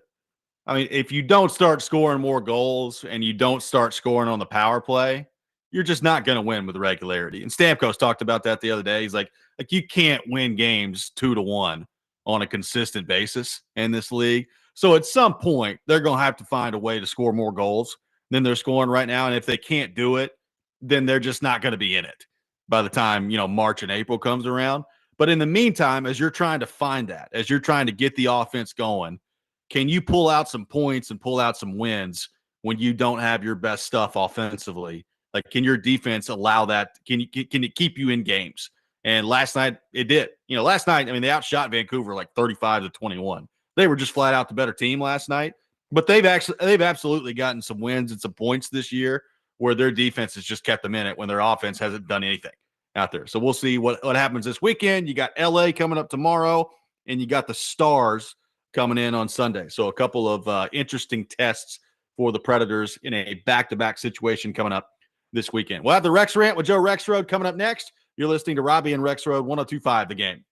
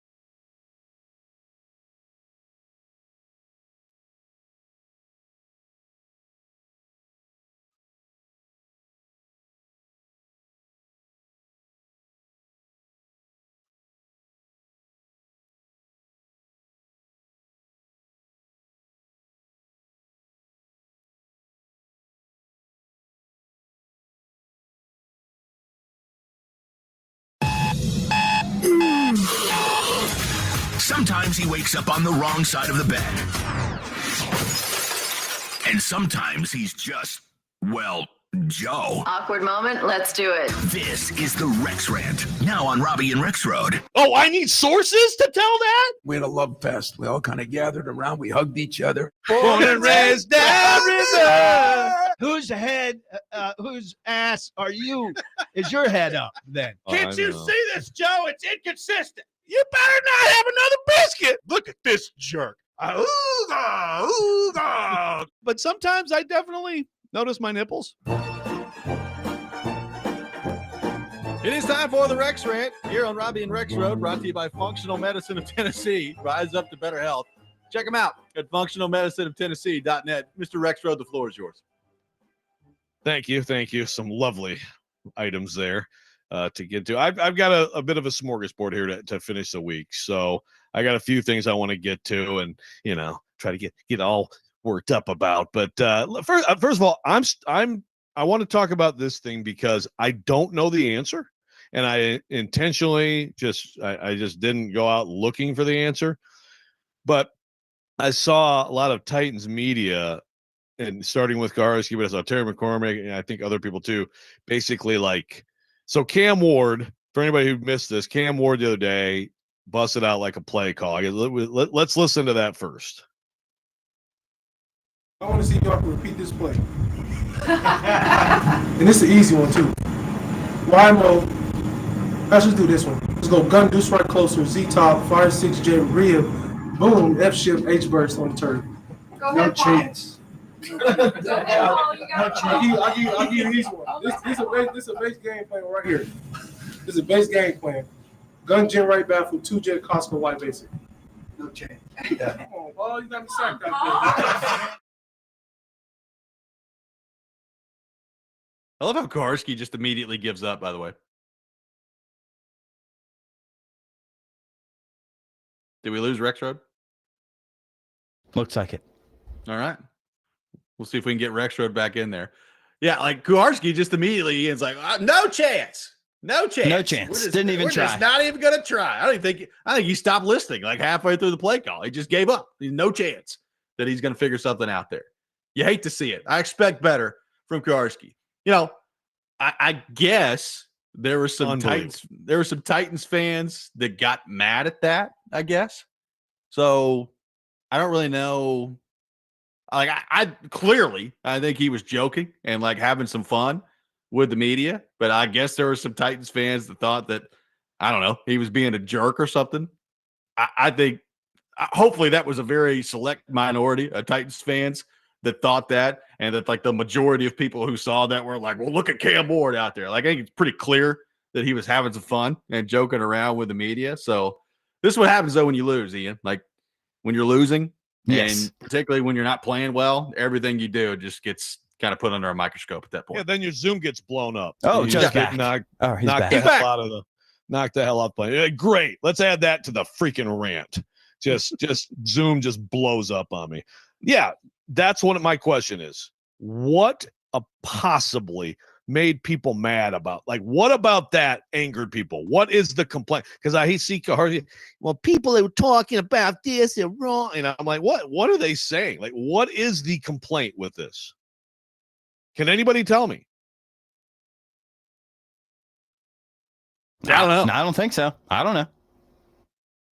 Yeah, like I mean, look, there's enough to complain about with the Tennessee Titans. Trust me, as we all know, when you watch the Titans and you've played the last few years, the way that they've played and how they probably are going to continue to play in the future the rest of this year, let's not go looking for things to complain.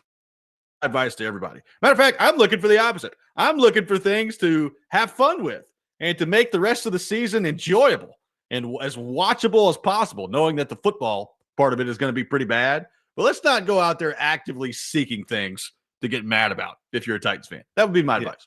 Yes, let's find some sunshine. Okay, so there's one. So two, I have to address this. So the SEC has publicly basically like bounced this official. You see this? Yes, I did. And this is a guy who he was I believe the head official for the Auburn Georgia game that we've talked about, right? With had a lot of stuff in that game that especially angered Auburn fans. Although apparently the one worst call, which I don't care what anybody tells you, I've seen it with my own two eyes. He scored a touchdown before he fumbled, but I can't. That one was the right call. Sure, whatever. But here's the thing. This is a huge problem. So we have all this stuff going on, right? We have all this stuff going on in the NBA now.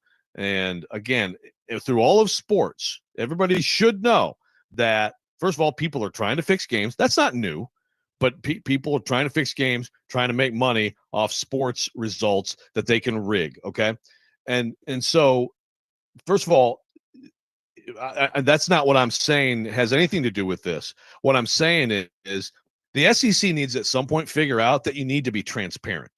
The SEC needs to at some point figure out that when you do things like this and then you don't say anything about it, you don't explain it, people are going to go to the worst possible thing. I don't understand, as much as Greg Sankey talks about all these different things, and he's one of the, he's a primary spokesperson for college sports, how he doesn't understand that public, like actual transparency in these matters is critical, and it's never been more critical. But they'll just do these things and they'll never tell people what's going on. They'll never explain it. And it's all you're doing is feeding all the people who think everything's a conspiracy. So there's 2. 3, I just got it kind of related to this. On the NBA front, like Jared on the YouTube channel, like the NBA is all rigged. That's what some people are going to say now, right? Like, I mean, actually, if you really look at this situation, what Terry Rozier did, it stood out in such a horrific way when you look at some of it, right? Yeah. I mean, really, this should make you feel better about the NBA not being rigged, and it's good that they got this. And I mean, it's a terrible thing for the NBA, but also, like, I want these things brought to light. But here's a text that has just triggered me. I know we have to move here quickly. And now, of course, it's not coming up. But I'll quickly recap. Someone was like, a year ago, I said that the refs are, could be an issue or whatever, and you called me stupid. And now look at all this stuff.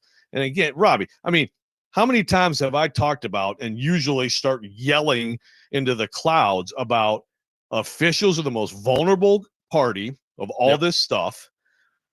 Especially when they don't make a lot of money, when they aren't full-time employees, that is an investment that has to be made yesterday. And it's an absolutely real thing that people are looking at those people. So again, tie it back to the SEC. And I'm not saying like there's no suggestions, but people go there. They go to, okay, so why was this guy cheating? For Georgia, right? I mean, transparency. And no, I mean, it's insane to me, with all the money flying around, that no one is saying, guys, if we don't revamp this situation with the officials, which also will have better officiating, by the way, if they're paid more, if this is all they do and they don't have to go back to the hardware store in the offseason, right?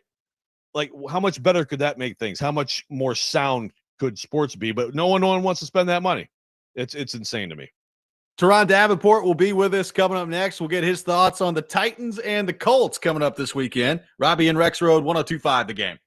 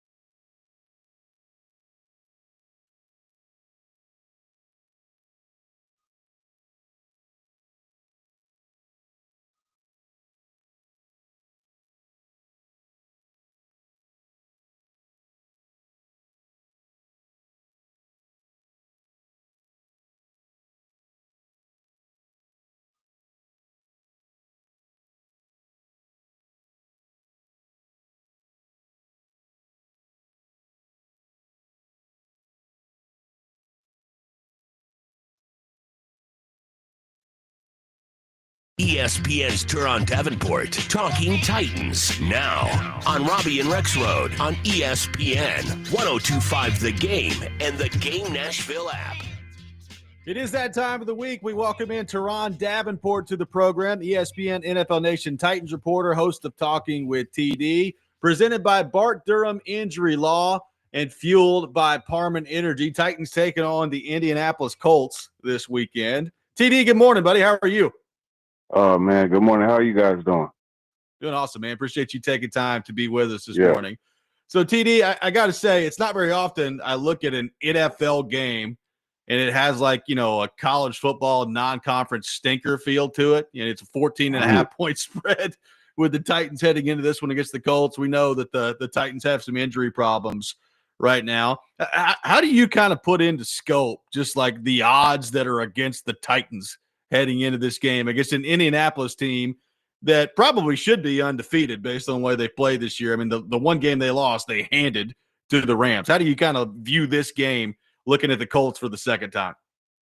Man, it's like that old saying, right? You never take a knife to a gunfight. Well, yeah, that's what they're doing this weekend. And you look at the way things are probably going to pan out. No Calvin Ridley, probably no Jeffrey Simmons, more than likely. It could be a bad situation. A run defense that was already not good. It's going to be even worse without Jeffrey Simmons, who, as Denard Wilson said, is playing some of the best three technique in all of football. And then you got Jonathan Taylor running the ball as well as anybody in football, leading the league in rushing. And, it doesn't set up for a good marriage, that's for sure. Yeah, so obviously it's been the focus anyway, but TD, it even feels as we continue to advance through this season, I feel like it gets to the point where it's almost all just about like Cam Ward and how's he doing and is there progress and all that stuff. First of all, like, did you feel like they did some things? You've talked a lot this year and asked a lot of questions this year about doing things that suit his skill set that can give him a higher chances. Do you feel like they made any strides in that way in terms of their approach to the game last week? Well, I mean, Cam and I both had the thoughts of hallelujah when the Tim DK play happened. This deep over the transcontinental, as Coach Matt calls it, with the play action tied to it, is just something that I've been calling for so long, because you go back and you watch Tim DK at Florida, man, and you see this dude running those routes, with that 4.3 speed, and you see the poor corner trying to keep up with him, and it was easy money, and Cam throws that so well, as you saw last Sunday. So I think that's a good example. And then in addition to that, you look at the play action. They start to work more play action, right? They went to that 5 times. He hit it 5 times, 92 yards. So these are all good things that they did. Now, obviously, they have to do something to get him to protect the football better. But, I mean, I think there were some strides that were made. That was what I believe his second best statistical outing, minus the turnovers, which are you can't take those away. But you look at his passing yards, it was the second best outing he's had. So, TD, we know Brownlee's gone. Snead, who knows, may or may not have just played his last snap for the Titans. We'll see how that goes. And then you got McCreary out there that needs a new contract at some point, and I have no idea whether or not he's getting that here. Are the Titans really about to try to find 3 starting level cornerbacks in one offseason? Like, what do we think that's going to look like the plan is there? Man, that one's difficult. It looks like that's what they may end up doing. I don't get the mystery of why Roger McCreary is not a guy that they want to keep around. I know I asked Denard Wilson about the cutback in reps, that he's had. He's right around like 57%. He was 69% last year. And he said that, it's about stopping the run and having bigger bodies in there. But here's the thing. They're 28th in run defense. Yeah. So, it's like, what are we doing here? So, yeah, I don't know. You look at free agency, they're going to have money. You look at a guy like Tariq Woolen will be available, but Seattle is kind of shopping him. So if the team that he's on is shopping him, we saw what happened, with the last corner that was shot that this team acquired, and look at the situation they're in now. So TD, obviously, with the offensive line, Latham, I mean, it's been, you got the hip and you've got some tough matchups, but also, you want to see more from him. I think with Dan Moore, at least they've gotten to the point where, it's better than it has been. It's still, to me, like, it's not good enough. It's not like a long-term answer, but it's at least better than it has been. No Bill Callahan now, which, I know people are like, oh, Bill Callahan, he can't coach. But obviously the guy has decades of evidence to the contrary. I mean, to me, that was one of the biggest questions about firing Brian is that, Bill's not going to be here daily coaching these guys anymore. You would think that still would matter. Where do things go from here with this offensive line? Oh, it's really just hang on to the teachings that they've gotten. We got to talk to Matt Jones. I didn't make it over to Scott Fuchs. I wish I did because I wanted to talk to both of those guys. But in talking to Matt Jones, he was like, man, nothing has changed. We're going to continue to work the techniques that we were taught and that we passed on to the offensive line. And, I mean, they were on Bertha and Olga yesterday, and that whole Callie's corner over there, Calliewood, it's still intact. It just doesn't have, Walt Disney is gone from Disney World. You know what I mean? You don't have the orchestrator over there.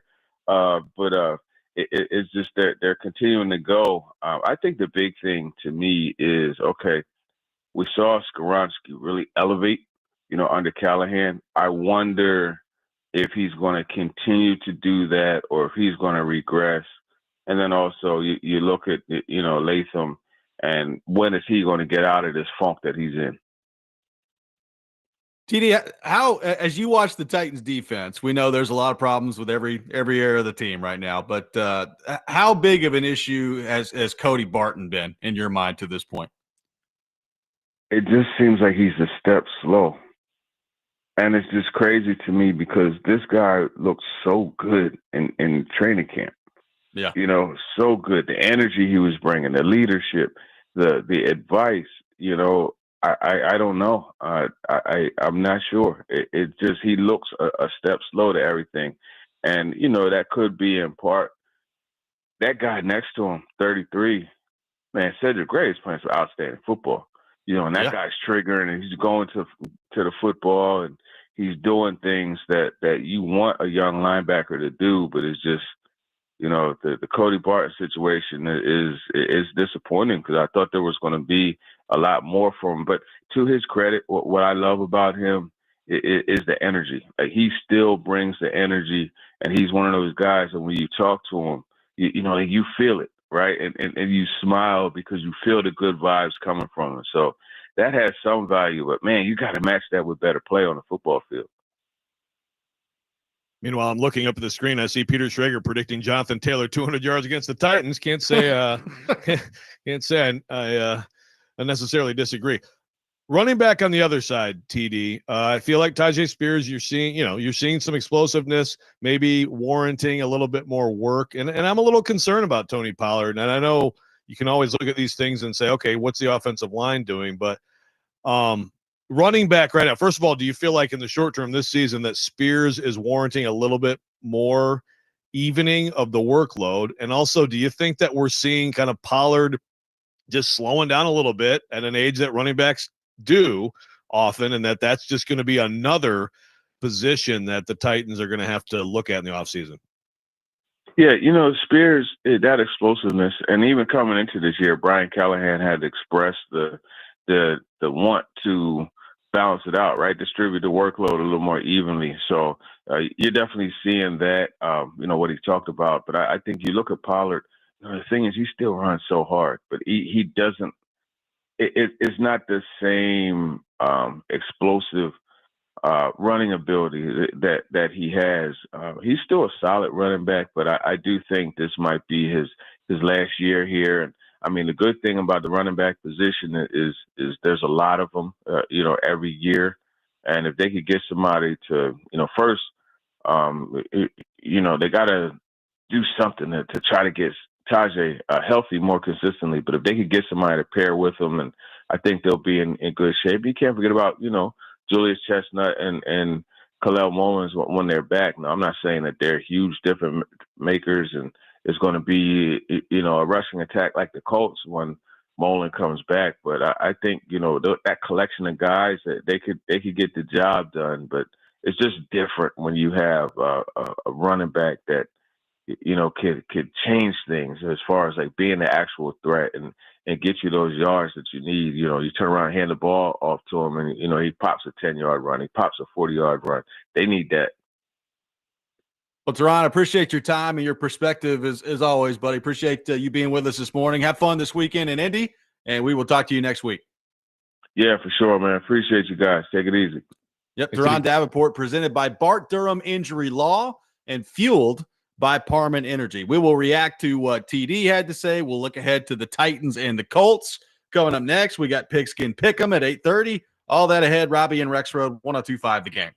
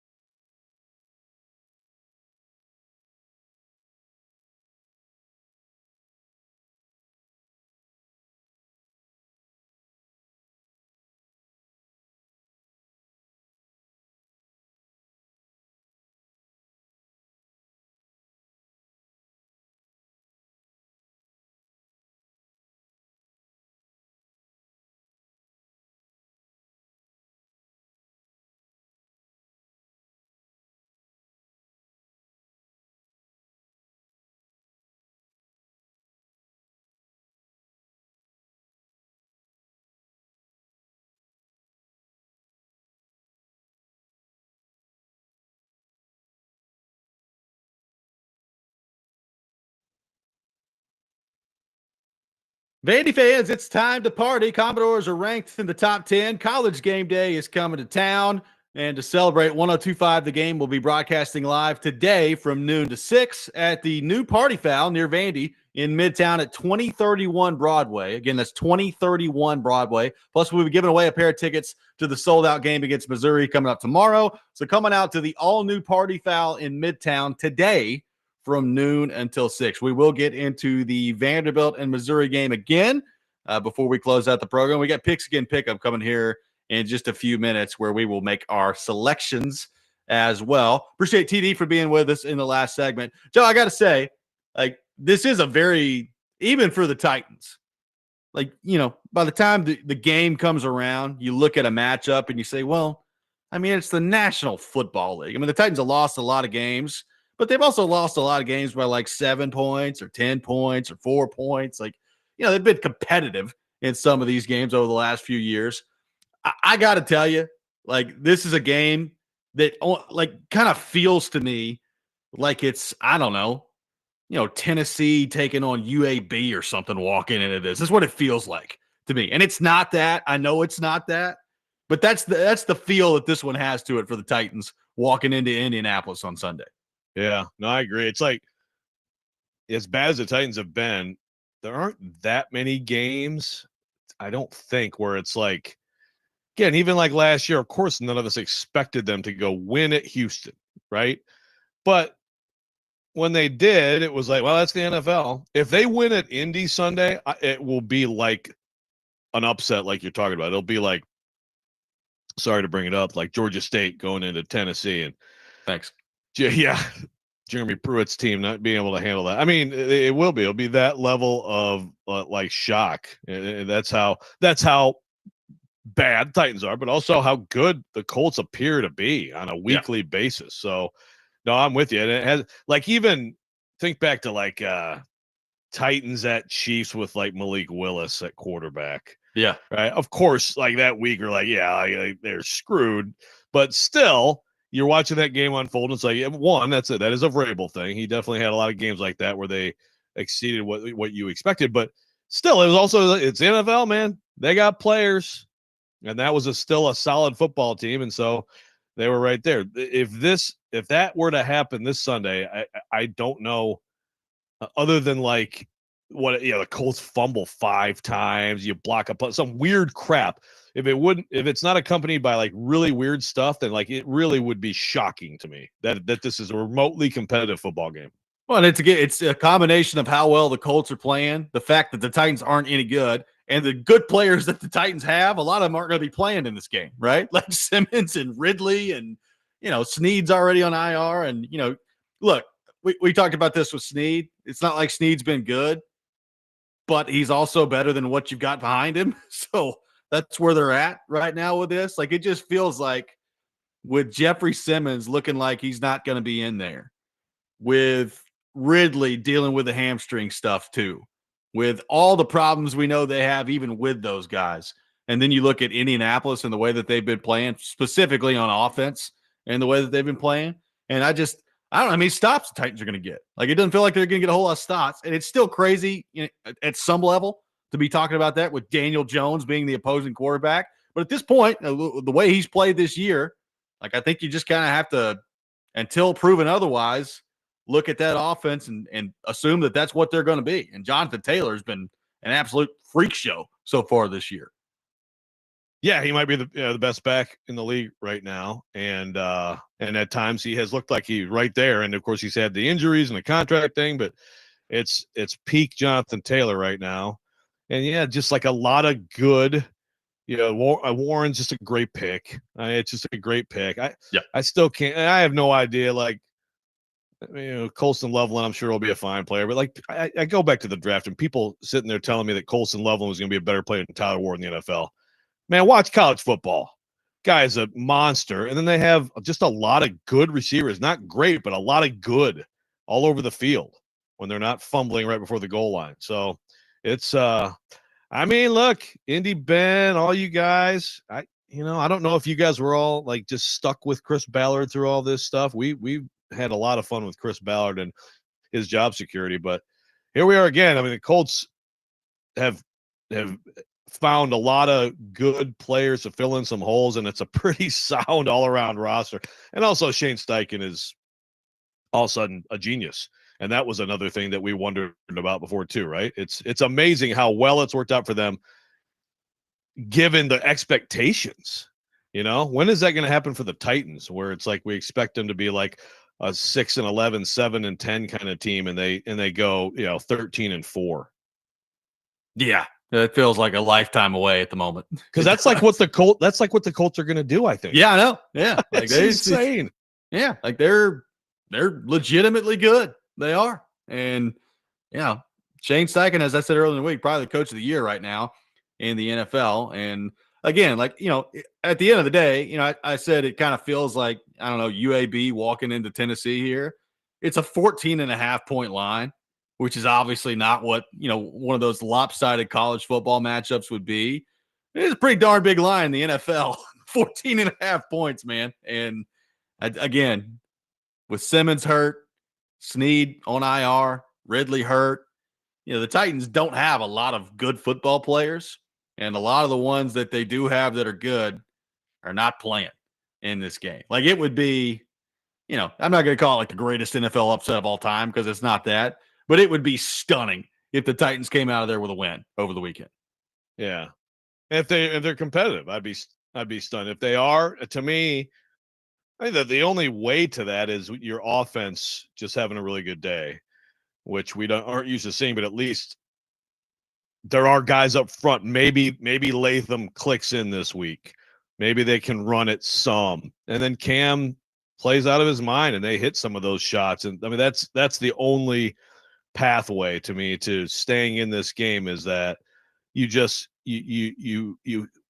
still have some players who I think can play, who are going to be on the field on offense. Like DK, is he gonna build on last week? Things like that. Can they get the tight ends the football and stuff like that? I mean, I think they can have some offensive success if Cam Ward plays well and he gets time to throw. Can he hold on the ball this week? They're gonna drop one again? And at some point, I don't remember what like Dave Craig had that one year, but it was a long time ago, and he like fumbled like every game. But yeah, at some point you need to stop the bleeding on that. That'd be nice. So we can stop talking about his hands. You got Pigskin Pick'em coming up next. Great weekend coming up. You got Tennessee, Kentucky in that border war. You got Vanderbilt hosting College game day. You got the Titans that are also involved in football this weekend. We'll get to all of it coming up next. Robby and Rexrode, 102.5 The Game.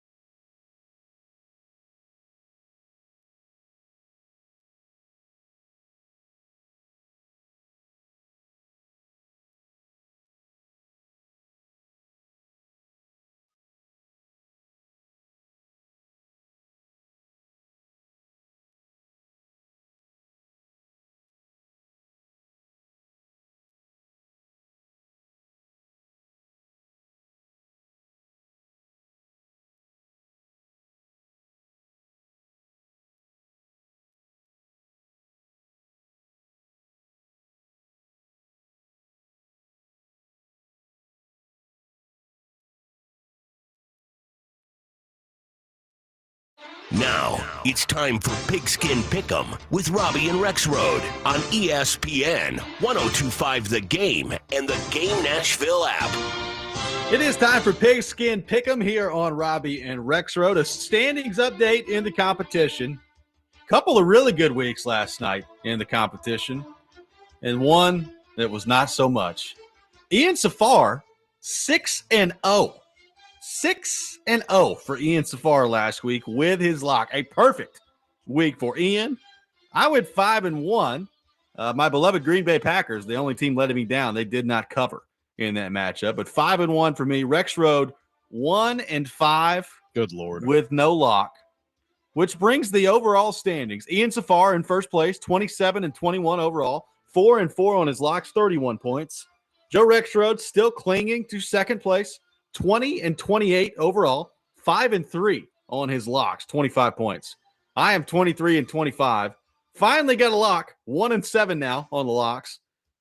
Good for 24 points. So the one lock I got was the one lock I did not want to get. Alabama taking down Tennessee, -8.5. So there's your standings update in the competition. We begin. College game day coming to town tomorrow. It's a top 15 matchup.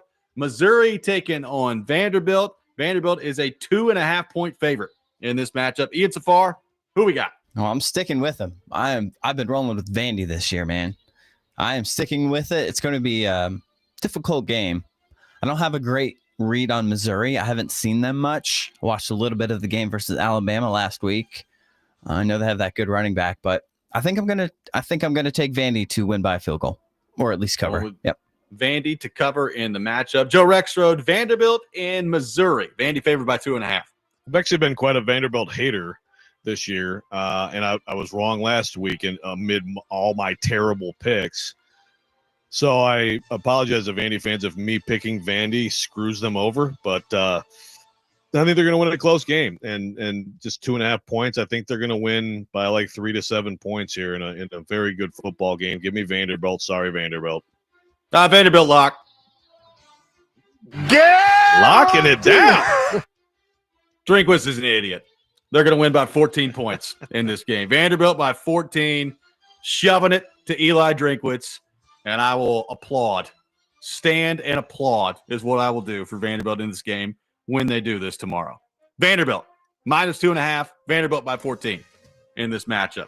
Tennessee taking on Kentucky, a team and a program that they've had a lot of success against over the years. Tennessee is an 8.5-point favorite in the matchup. Joe Rexrode, who do we have between the Vols and the Wildcats?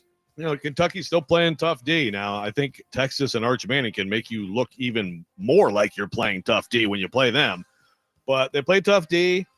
They're still fighting. And I don't love, 8.5, but I think Tennessee is going to, Tennessee just beats Kentucky, and they typically beat them by double figures. And I think they're going to win this game by 10 to 14 points. Give me Tennessee, and I'll give the points. I will go Tennessee as well. I think Tennessee's offense is going to be too much in this game. And I think this is a game where Tennessee's defense should play well. If they don't, that's a big problem to me.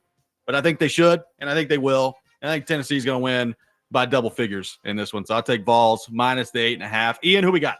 I don't know. I'm a little bit worried about this game for Tennessee for some reason. The road games for Heupel have been just disappointing. And, I don't think Kentucky's very good, which is going to give Tennessee, the benefit of the doubt here. Plus, I don't know, is there a worry of a trap game here? Looking ahead to Oklahoma. I am a little bit worried about this game, but I still am going to stick with the overall tradition and history. I'm going to take Tennessee to cover, but I don't feel good about it. We got a clean sweep of Vanderbilt and Tennessee so far here on the program, so we'll see how that works. The Titans and the Colts. The Colts are still a 14.5-point favorite in this matchup. I'll start on this one. I've already burned my lock, but give me the Colts minus 14.5. I feel great about it. Ian Safar, who we got in this matchup? Yeah, I also thought about locking this, but I'm not, just because 14.5 is so much, and maybe they get some lucky late touchdown, the Titans. But I don't know. It's hard to imagine they're going to score enough points to cover. But I am not going to lock it, but I will take the Colts to minus 14.5. Yeah. Rexrode, are we going a full Colts sweep here? Yeah, and I'm also very close to using my lock, but not doing it. But this is no way for us to make up ground on Ian, Robbie. We all have the same picks on these three, so we're not going to. I can't just lose. I almost went to Kentucky. Yeah, I needed you to go to Kentucky. It's like, yeah, come on, man, mix it up. But yeah, Colts, and I'm close to using my lock, but I'm with Ian. It's like, it's like a 21-point game, and the Titans get some garbage touchdown or something. That half scares me away a little bit.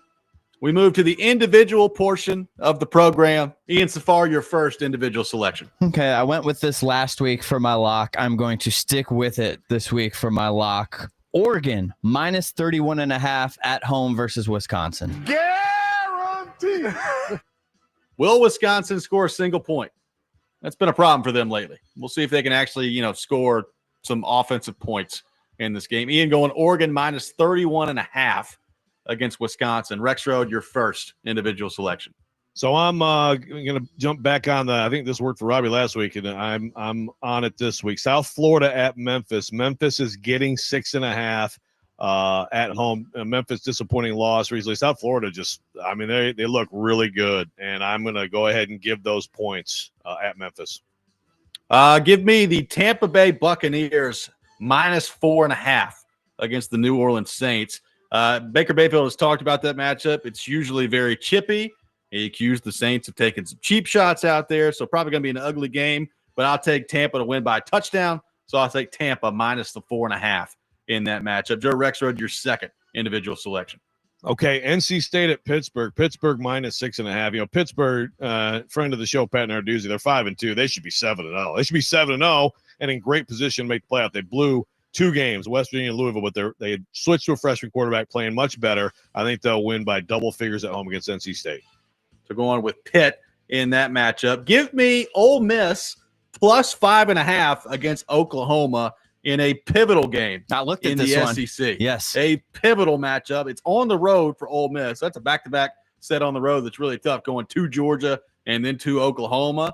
I don't know that Ole Miss is going to win the game, but I do think they'll cover. So I'll go Ole Miss plus the 5.5 against Oklahoma. Ian Safar, your second individual selection. I've been steering away from the over-unders, but I think I'm going to try and dip back into the well this week. A college under. Syracuse at Georgia Tech. Give me under 53.5. I think Syracuse's quarterback is still out. So, yeah. Syracuse at Georgia Tech under 53.5.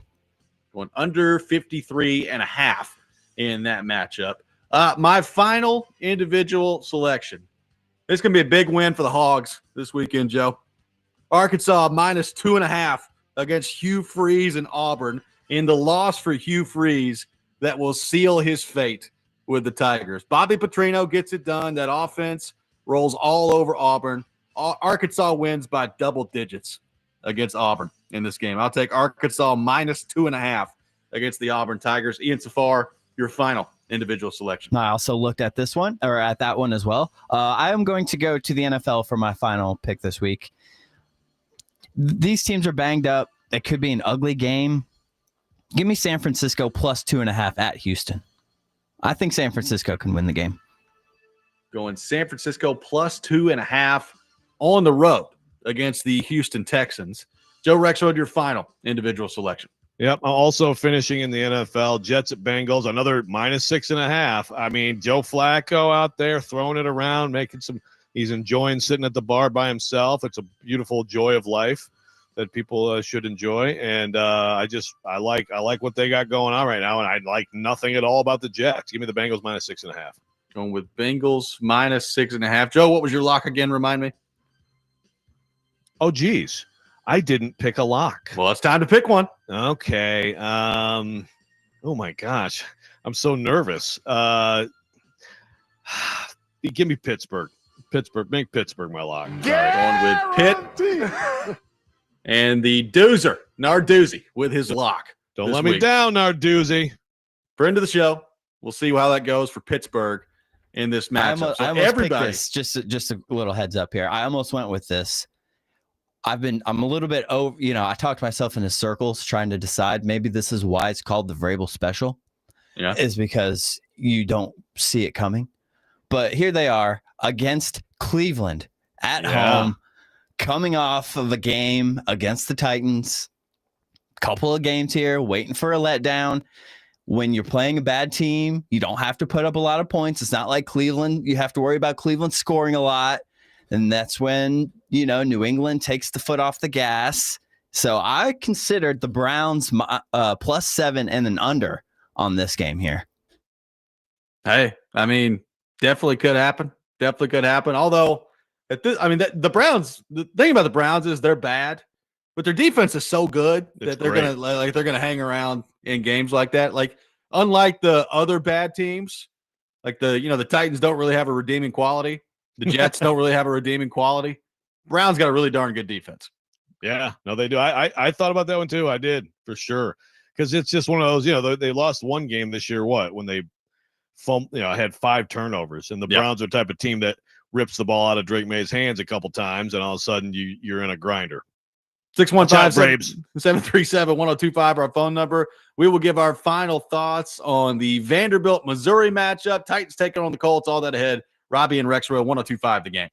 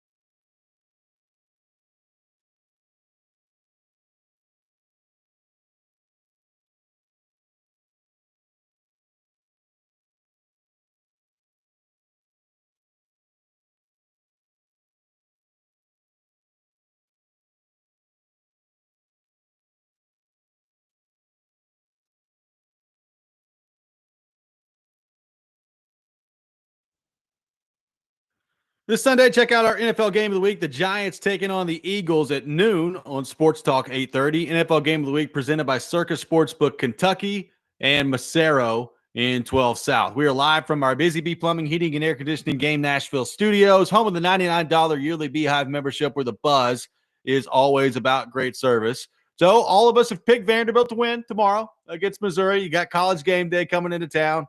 Vanderbilt is the darling of the sport. Is there too much positivity right now? Are Vanderbilt fans worried at all about all the love they're getting right now? I'm sure some are. Like, you got to be, if you're a Vanderbilt fan, you're already like pinching yourself often, right? And like, is this real? And then all of this stuff is so new and unusual. I got to think some. I mean, you should be enjoying it, right?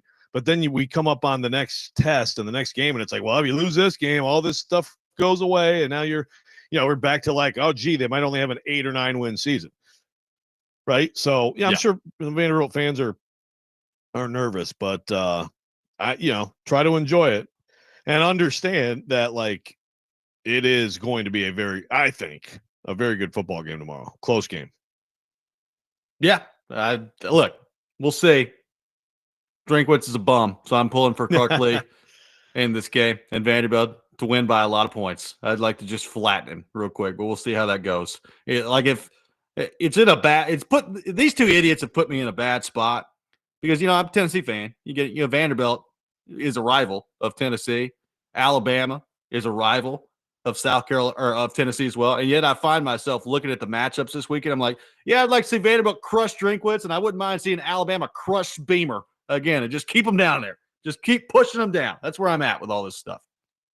Yeah, well, look, you're having a hell of a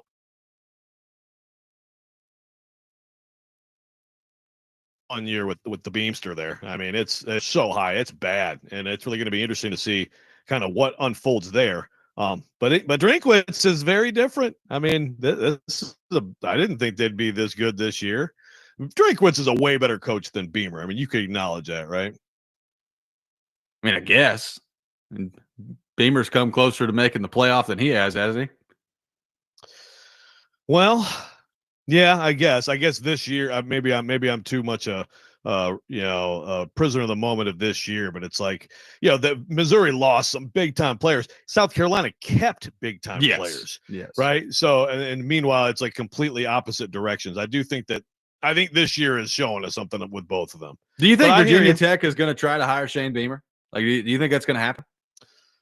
Oh yeah, I think they probably would. Although I agree with, I mentioned it, like Grace Rayner wrote a column for us, and I agree with it. I think James Franklin should be heavily pursued by that school, and I think that's exactly the kind of place that needs a guy like him, because they have really fallen behind in terms of NIL and all the fundraising. And that is what he does. But yeah, I think, like, if I'm Virginia Tech and I had a choice between those two, I go Franklin a million times out of a million. He's done so much more than Shane Beamer. And also, this is the son of your legendary coach. I just think that's a bad idea. It's like the idea, like, of Eddie George coming back to coach. It's like, no, just hire the best person right there for that job. And I think Franklin would be a way better hire. But yeah, I think definitely that they would probably walk to South Carolina and bring him in if they could.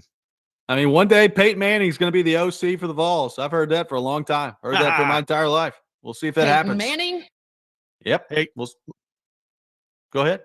Oh, sorry. Or possibly AD too. And now that Danny White needs to be fired, I think maybe Peyton Manning would be awesome AD.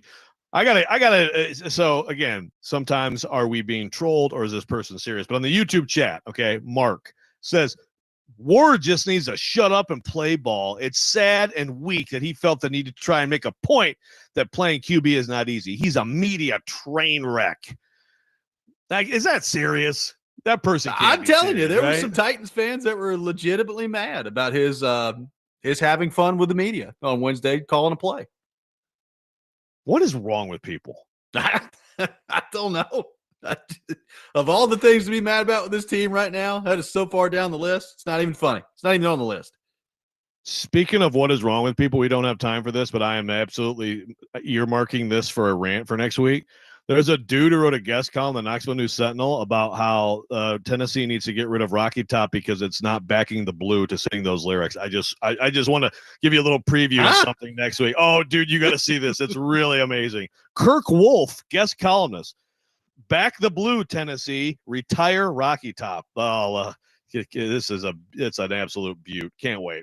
Didn't somebody from Alabama last week try to say that Rocky Top is not about Tennessee, as if it's like singing about some random place in North Carolina or something?